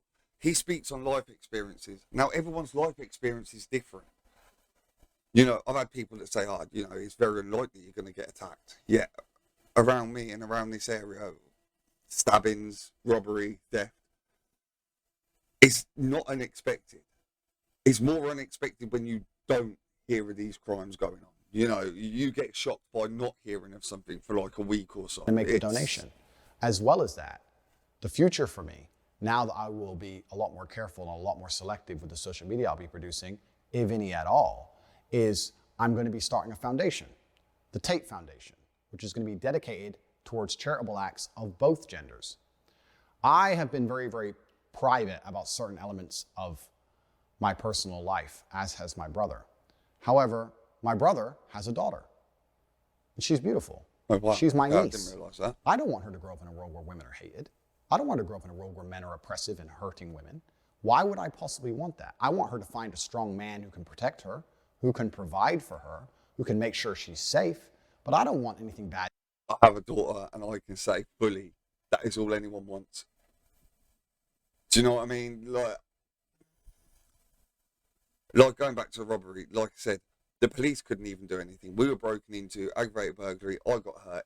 Long story short, the police couldn't do anything, lack of evidence, and look, they knew who it was, we knew who it was, we knew why, but nothing was done. And it's not the first time things like that have happened to mates as well, you know. I can spout out plenty of experience that I've had where the police have not done their job, or the police are very easy as well. This is what you've got to understand. If you're not used to dealing with the police and that, the police come across, if you're known to the police or you've had dealings with the police, they treat you different. They think they know you. They think they know, you know, because oh, well, this happened, that happened. Well, we know you. We know, we've seen 1,000 people like you. It's not always that easy. You know, it's a very, and of course, so if the police can't do anything, you look to the man to look after himself. They're wrong. No, there are no consequences. This is the thing. And because, see, automatically a bad guy. Yeah, exactly, Twisted. Yes, right, exactly that. You're automatically a bad guy because you've had dealings with the police. You know, no matter how trivial or anything like that, even if it was a mate that did something and you were there, you've had dealings with them and you're automatically involved. Like, fair enough, whatever. The consequences, no, there aren't any consequences. Like I said, I've had mates who have had things happen to them, and the police have, I don't think they've done nothing, but they haven't exactly done anything either. I think they've tried their hardest, but obviously their hands are tied on what they can do and without evidence. Yeah, I'm not trying to slate the police. At the same token, I wouldn't run to the police guilty by association, exactly. And then you get treated like that if anything happens to you. So me personally, no, I wouldn't want to run to the police. But on the same token, I bring my kids up with the same morals and outlook on life as I had. You know, you have respect for women.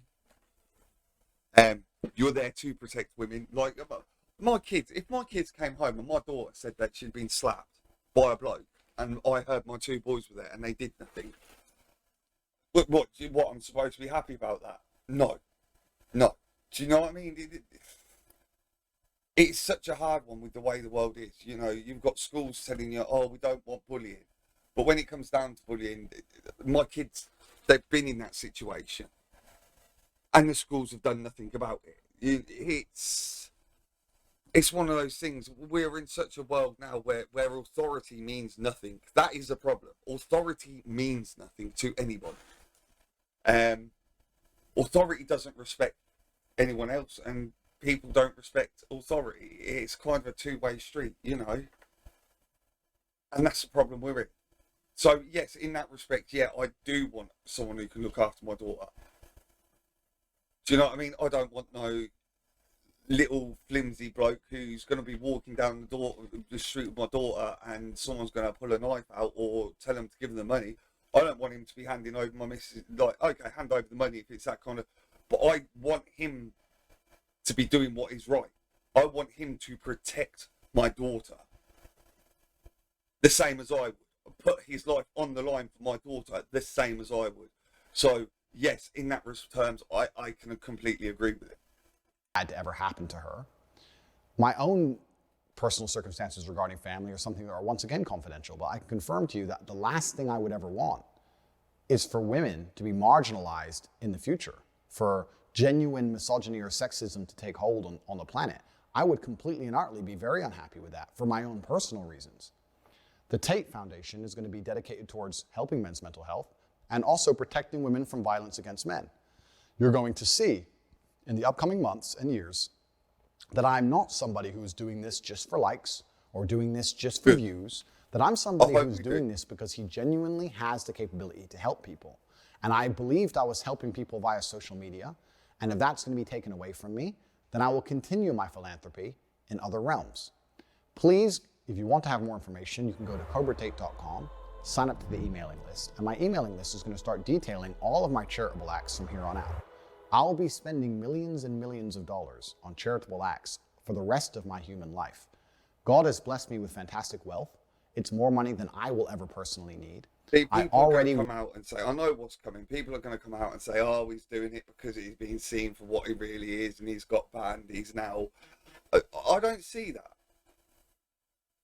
I genuinely see this as a man with old traditions. And I genuinely think he is there to help people. Yes. Do I think he went about it the wrong way? Yes.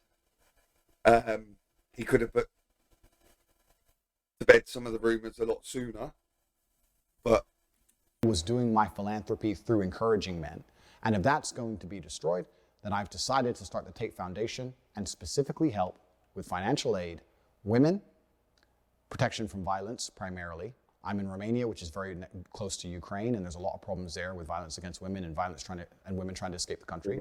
Well, to be fair. And men's mental health issues. And this will all be detailed on my newsletter at cobratate.com, and I encourage people to follow.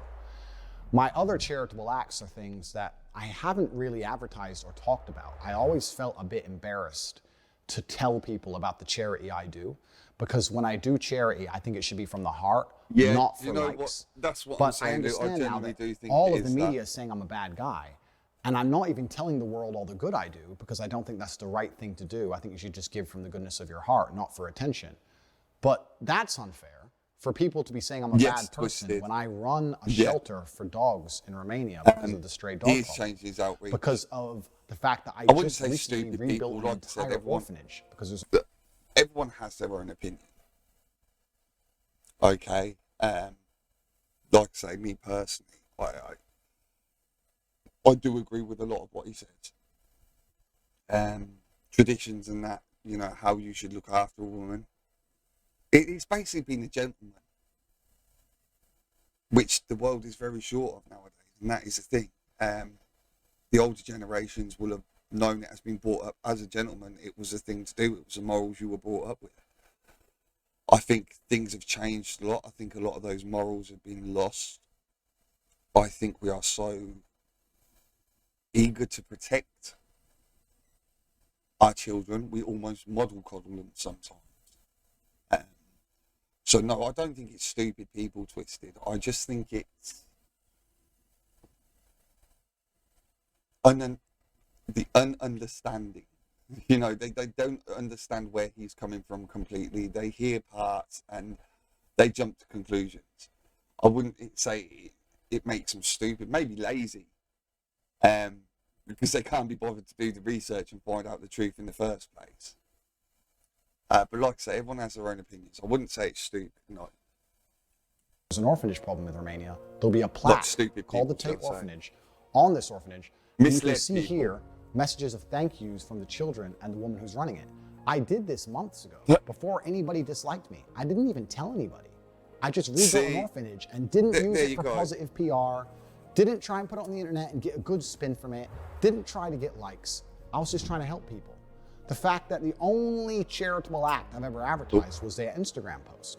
So I find it very hypocritical when these hate mobs come and say I'm a bad person when I'm the one who... So as far as I'm concerned, I can't even say he's doing it because he's been found out, and no, because he was doing it in the first place. So there you go. It's just the kind of guy he is. ...was out here spending his money and time trying to help the world. And all they're doing is telling their followers to insult me on my Instagram. Let's be honest, Twisted. When it comes to social media, free speech isn't a thing. You've got to be careful what you say. Shouldn't matter at the end of the day.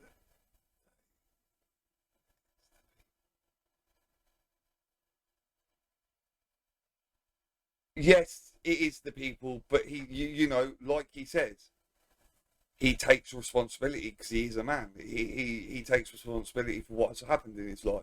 So on the same token, Twisted, you've got to understand, he knows as well as everyone else, he's done this to himself. Now, I hope he does come back from this. Because I think in the right way, he can do a lot of good for the world. I really do believe that. With everything that's going on in the world and the way everything is shown around men, look, he could take it two ways, and the kind of bloke he is, I don't see him going the other way. So I'm saying half American-owned companies. Yeah, in America, but look, in America, they're even trying to get rid of that as well. The freedom of speech and the Fifth Amendment. The last thing I knew, I swear it, I could be wrong. Call me thick, I'm probably going to get called thick and everything, but I swear they were trying to get rid of the freedom of speech in America. So, I don't keep up on American affairs. I'm English. It's hard enough keeping up with our affairs half the time. So, I don't know. I get where you're coming from. I just don't think people are stupid. Like you say, stupid. I think they can't be stupid because they knew what they were doing. You're in now. Yeah. People play thick. That is exactly it. They play thick. They play dumb to get what they want. I think that is literally it. Which one of those two things has a genuinely positive effect on humanity? I'm genuinely not the bad person here. However, I will state again, I do take absolute responsibility because that's who I am as a man. I'm a personal responsibility type of person. And I understand that regardless of the fact I believe it's unfair, I do have a cross to bear because of my monumental success. I've lived an extreme life, more extreme than most. I've been a multimillionaire. I've been a nobody. I've been famous. I've been a world level athlete. I've started from nothing with a point where I had to run to the gym because I didn't even have a car to get there. I've done it all. So I've lived a very extreme life, and this is where these lessons come from.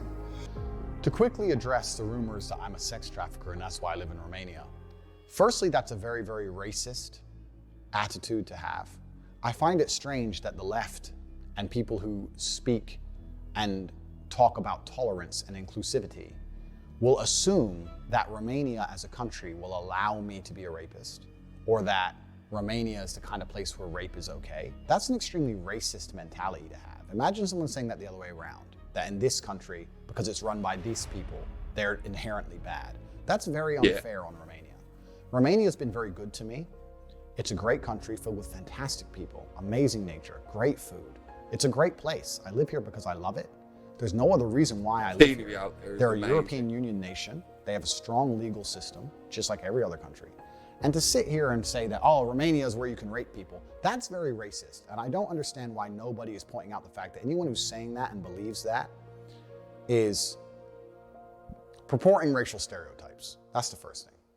The second thing is, my house was raided by police under accusations that a woman was being held kidnapped. I have spoke about this at length many, many times. I was effectively swatted. I think this happens to all famous people on the internet, where the police is called, happens especially in America. They call the police and say, somebody has got a gun at this address and he's threatening to kill somebody. And the SWAT turn up and it turns out it's fake. It happened to Tim Pool repeatedly. It happened to Aiden Ross just the other day. Being swatted is unfortunately one of the things that happens when you're famous on the internet. Whatever troll did it, you did it. You officially did it. Well, we got swatted yesterday. It's so upsetting. Just right after my mom arrived. This whole swatting thing, like... I was swatted. Really? Someone made a call about me which was fake. The police responded, as they should. I would hate to live in a country where the police get a call that a woman's being held kidnapped and they don't bother going to look. That's not what a country should do. Absolutely, the Romanian authorities were exceptionally professional. I have nothing but positive things to say about them. They turned up professionally, turned up and investigated as they should. And they found out that it was completely false, that nobody was kidnapped, nobody was held against their will. I was not charged, I was not released on bail. I have no criminal charges in Romania, England, America, any country on the planet. I have no accusations against me for hurting women.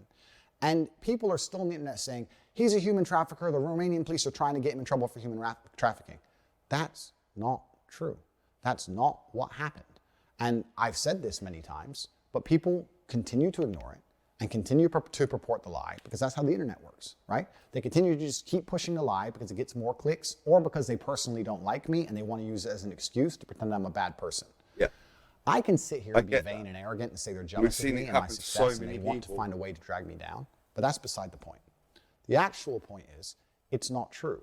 And I was swatted just like anyone else was.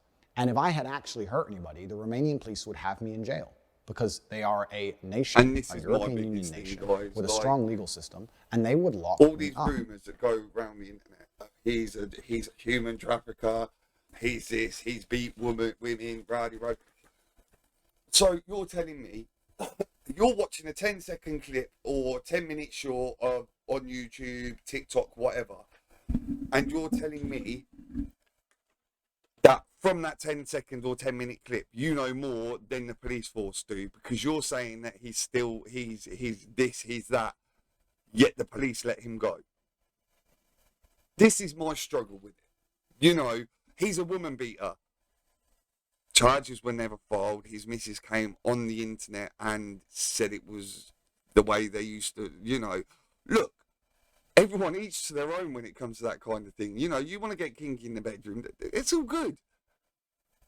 And it's each to their own, you know. You're a dominatrix and stuff like that. I had a mate, I'm not going to go into what, but me and my missus had a mate and she wanted things done to her that, Jesus, thinking about it, like, puts me on edge, makes me feel uncomfortable, you know. And they were things that were wrong, guys, like, you know, so compared to what Andrews was doing on the video where he belted her a few times, or hit her with a belt, shall I say, not belted her, but hit her with a belt. That is very mild compared to this bird that we knew wanted. You know, hers involved a van, and let's leave it there. You know,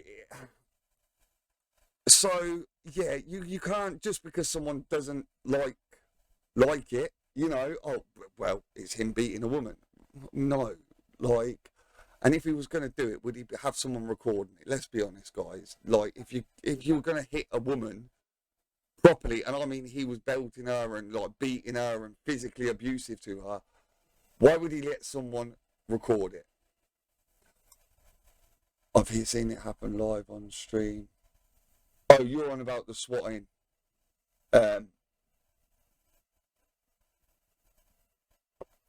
Yeah, I know, I get that. Like, I couldn't deal with that. Yeah.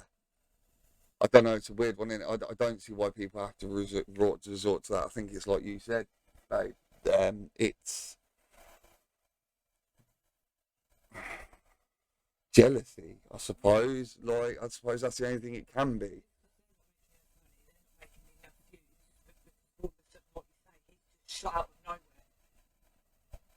Your Honour, I'd like to show...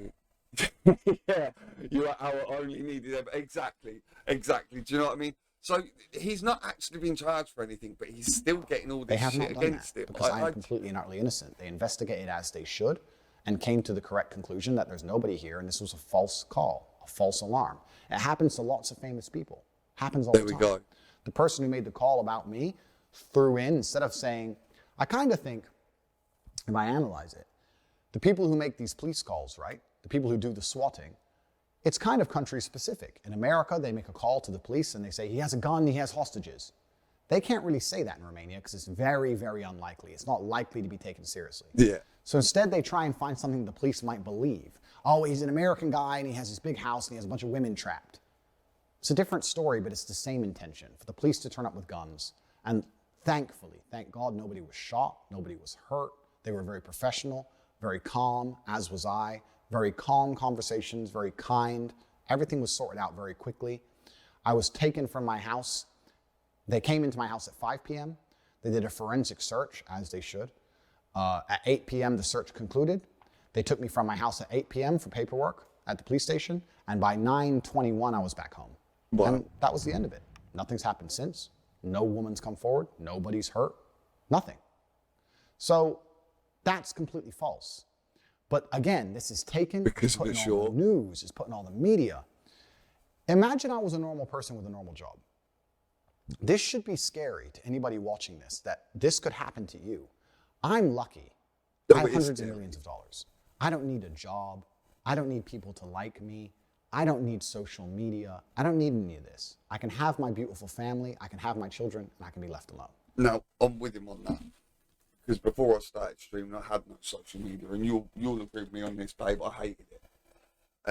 If it wasn't for streaming, I don't think I would have social media. I think social media brings a lot of problems in itself, but you know, that's another matter. But if you're a normal person, you lose your job, you lose your income, you can't walk the street. You can't afford security, you can't afford to move. If this happened to a normal person, their life would be over. It's scary. Okay, it's happened to me and I can deal with it, but it could happen to somebody else. And it's genuinely a scary thought. It's absolutely and utterly not true. I have no criminal. Can I just ask? Right. I'm not being funny, but he's tipped on it as well. And right, to all these people out there hating on Andrew Tate and saying he's a woman beater, everything else. Can I just ask where all these women that he has beaten are? Because the only one that we have seen him beat has admitted it was for pleasure. And there's been no more allegations. So I seem to be finding it very hard to find anything apart from that one incident where he's beaten a woman. I could be wrong, but I'm just not finding it out there. So to me, it is a bit bizarre where people are still saying, you know, and like I said, I have done a day's research today on Andrew Tate, on like looking at the full videos rather than just what people have been putting up on YouTube and TikTok as shorts. Charges. There's no charges at all against me. I have not hurt any women. No women are coming forward saying Andrew hit me. This is zero. My point. The only video of me and a woman in consensual acts, she came forward and said it was a game. Mm-hmm. There's nothing on the internet from any woman saying that Andrew is a bad person and misogynist, he did this to me. Not one. It's just misunderstood clips on TikTok. It's crazy to me that I've become the face of evil with misunderstood, out of context clips on TikTok with no criminal charges.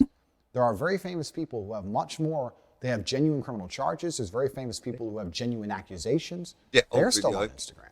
Got I 10 have none years of old, these wasn't it? things. Like None. I said, 25. I understand what I am now. That social media companies feel responsible for the national consciousness and the national opinions and actions because of their large levels of influence. However, I don't think it's fair that I'm being vilified and blamed for something that isn't true or wasn't even me.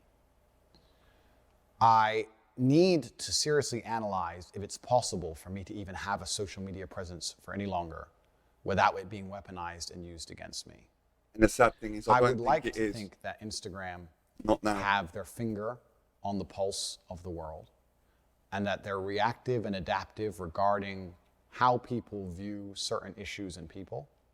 I'd like to think that they're very fair and unbiased and that they understand that in time, when the truth is shown about my positivity and my positive impact on the world, the Tate Foundation, all the amazing things we're going to be doing for men and women, that over time they'll understand that there's no reason for me to not be on a platform. I understand if I'm going to continue on social media, I need to be a lot more careful with my content. Mm-hmm. Not because I'm saying bad things, but because I'm saying things that could be used against me. Exactly. And I want to dedicate this YouTube channel, like any other remaining social medias I have, my email list, and my Instagram at some point in the future, to the Tate Foundation, and speak purely about the positivity I'm doing for the world. Because in the meantime, and at least for the next few months or years, it's going to be very difficult to talk bad about me when people only see the money I'm donating and how I'm helping people. And I don't just give money in a very lazy, charitable way. I get in my car, I go on the ground, I help people myself. I drove my Rolls Royce to Ukraine. I bought hundreds of coats and shoes for women and children fleeing the conflict. I didn't film the refugees. I hate when people do that. So we'll be documenting that. Fair play. I think that's a good way for people to start to learn about the truth. I'm really relieved this happened. I'm glad to see he's taken a more positive outlook on this, and some good has come from this. I feel happy. I don't think I could have got everybody's attention without this. No. I don't think I would have had a chance to make a clean break and a clean start and explain the truth of my character and my heart without this. I think that if I was never banned, I would have keep trying to tell the truth, and my haters would have kept ignoring it and kept making negative videos about me, and it would have spiraled out of control until someone in my family was hurt or an attempt was made on my life. Any of my serious fans who have watched all my content know that I've had attempts on my life before, way before YouTube, 10 or 15 years ago. It's something I intimately understand, life and death, and it's not something I wish to revisit. I feel the hate around me was being accelerated to a point of danger for myself and my loved ones. So I'm very glad this happened, because I feel like I now have a chance to tell the truth. And I also feel like the social media companies are very understanding of their responsibilities and will always reflect national consciousness. And as people understand the truth about me and my heart, their opinions about me will change also. You know, the Bible is full of redemption stories. So are superhero movies, right? The guy starts off bad and then turns good, or the guy that you think is a bad guy turns out to be a good guy with good intentions all along. He was just misunderstood. I feel like the human psyche is very intrinsically understanding of these narratives and stories. I think people understand a redemption arc. They can understand when they retrospectively look back on certain events or actions or words, and with their new understanding of his actual intentions, everything looks different. They look back and go, oh, now I know who he truly is. I understand what he meant by that. Now I know who he truly is. I understand why that was said. And everything changes. I truly believe that this is a chance for me to move my social media purely to my charitable acts. Even if my Instagram is reinstated, it's only going to be about the Tate Foundation. There'll be no pictures of Bugattis anymore. Sorry, gentlemen. And it allows me to conduct my philanthropy in the physical world as opposed to so much in the digital world trying to inspire men. It's an avenue change. It's a life path change that God has chosen for me. And I'm happy with that. I really am not the type of person to take these things personally. I don't take any of these decisions personally. I'm a very logical man. I'm very good at seeing both sides of the argument. I understand the situation I'm in intimately. Try to be. I completely understand all points of view. And this redemption arc, this chance to tell the world the truth about me and focus on showing the good that I have already been doing before these bans, when I didn't want likes, when I didn't want clicks, and also undoing all the negative narratives which I've allowed to spiral out of control because I trusted in people to do their own research and come to their own truthful conclusions. I realize now that this is a fantastic chance for me. It's a massive opportunity. I'm still going to tell the truth about who I am, about what I believe, about how I believe a man should act. So you should. I'm still going to tell people and inspire people to stay away from low quality people. If you're struggling, let's put that right there, guys. Like, that is one thing I can get on board with. The people you surround yourself. Do you know what I mean? I've surrounded myself with some bad people in the past. I had alcohol problems, and there were certain people I was with where they didn't help it. You know, they kept me drinking, they helped me to drink, they encouraged me. It was nothing, it was just a way of life. And even when I tried stopping,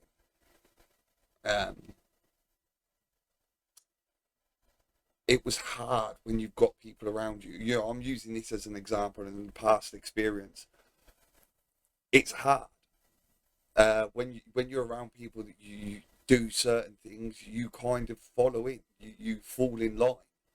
I had to get rid of a lot of friends.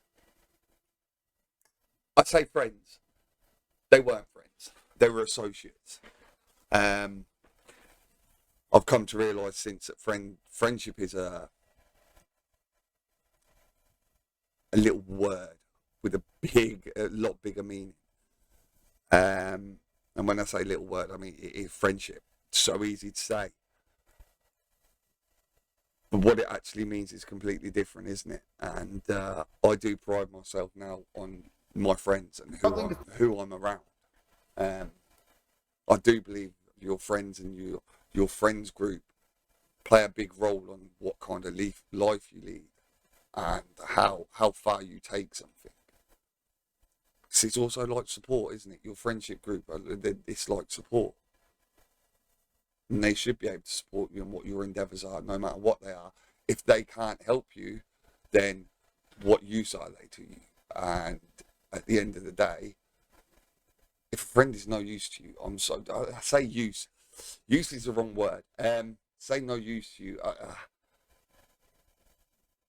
Friends don't have to be on your same mindset, but it helps. That's all I'm saying. Of what you want to do. Like, I wanted to drink, I was surrounded myself by drinkers. When I wanted to stop drinking, they still wanted to carry on. How am I going to stop drinking when every time I go out with my mates, they're drinking, they're getting pissed, I had to pull myself away from that. That's what I'm trying to say. It's not that they're not of use to you. If they're not of use to you, they're not friends.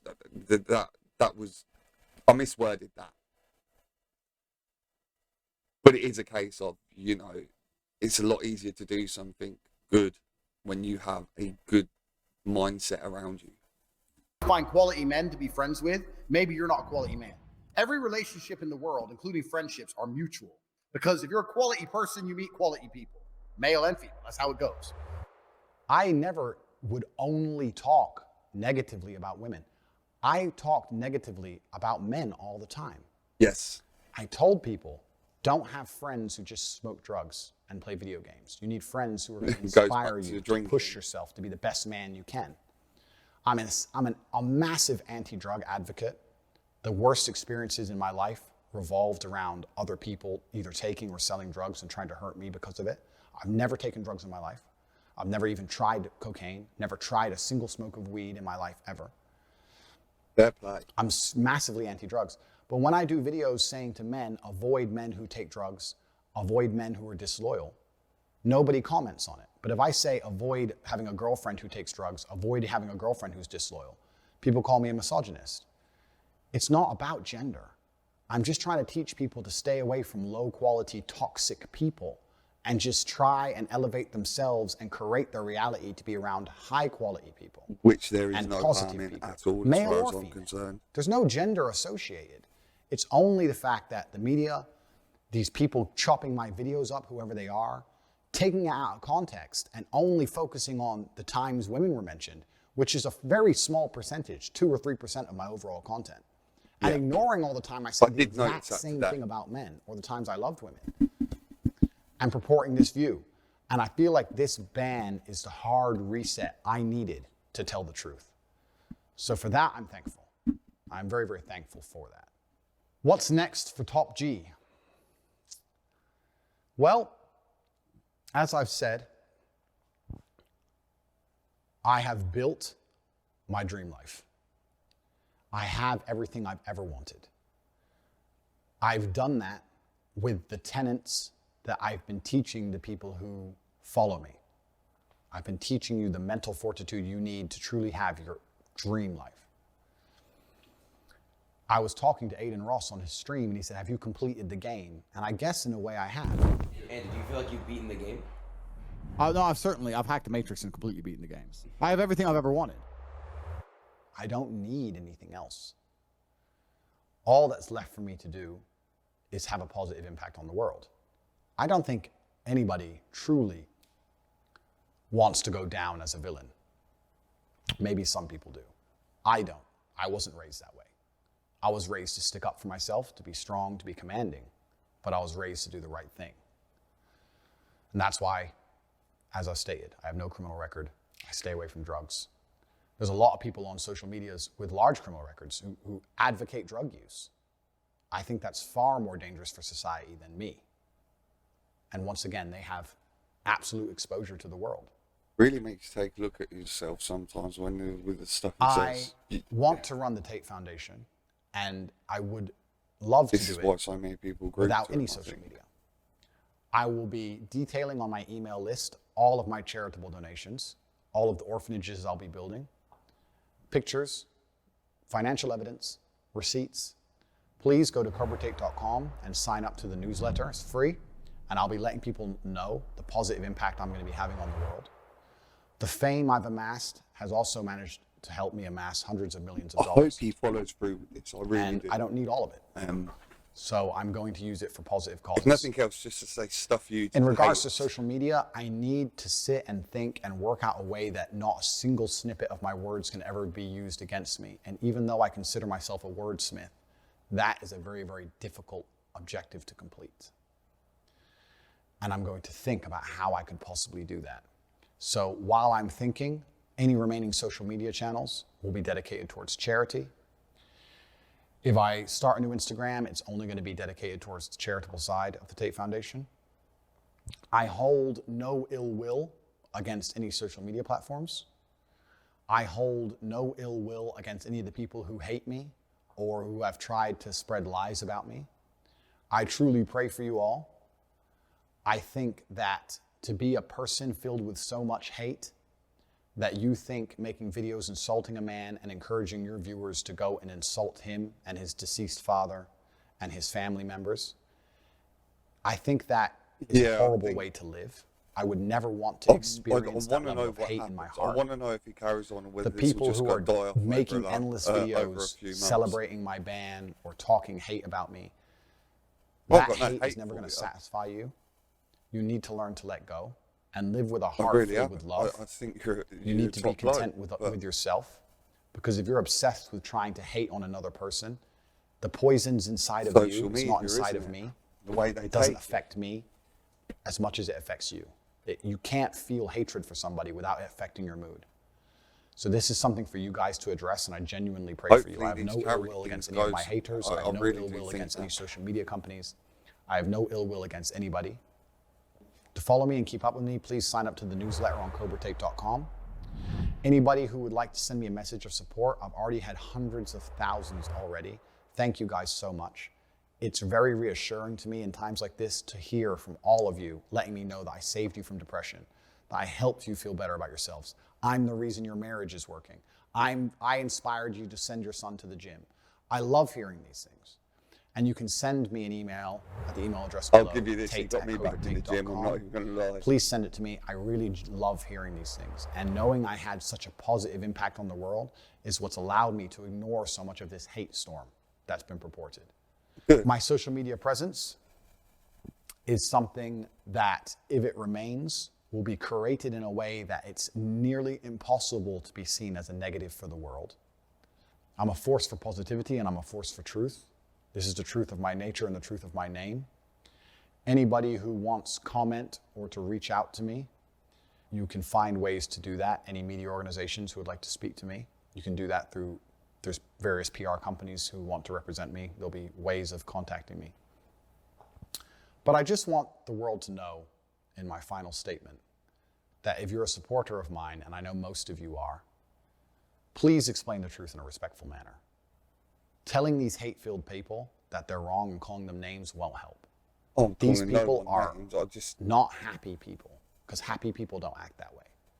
Tell them the truth. Show them that the content is out of context. Show them the long format content. Say all the ways I've helped you. And I really believe by being a genuinely professional, logical, positive person, you guys can change public consciousness for me. And time is a beautiful thing. It's amazing how things change with time. And in the meantime, I'm going to enjoy my fantastic life, which I've managed to build with all of the tenacity and mental strength that I try and teach my fans. You know how to reach me. And I'll finish with a quote from my late father. My unmatched perspicacity, coupled with sheer indefatigability, makes me a feared opponent in any realm of human endeavor. That is a true. Are you trying to keep up being like as viral as you are forever? Wow. So I mean, there you go, guys. I don't think he's as bad a bloke as everyone makes out. I think yes, he made mistakes on social media. I mean, come on. But I don't think he did it maliciously. I think a lot of it, like he says, has been taken out of content. I mean, like I've said, I've researched. If people want me to put up the videos, full-length videos I've found, please say, yeah, it is a perfect quote. Please say, because I very happily will. Like he says, prove it by showing the full content. I mean, I am more than happy to put up over the next few days, like doing a reaction on all the videos he's done, just to prove some of the things he says is out of order. Yes, I get that, but he's not malicious. He's not trying to oppress anyone. He's respectful. He listens. He doesn't talk over people, which is more than what can be said for other people. I just think the guy's getting a lot of hate for something that has been blown out of proportion, and a lot of things that are lies, and these are personal lies about him.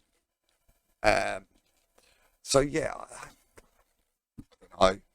We'll see where it goes, guys. I mean, like I said, this is my opinion. I'm not saying I'm right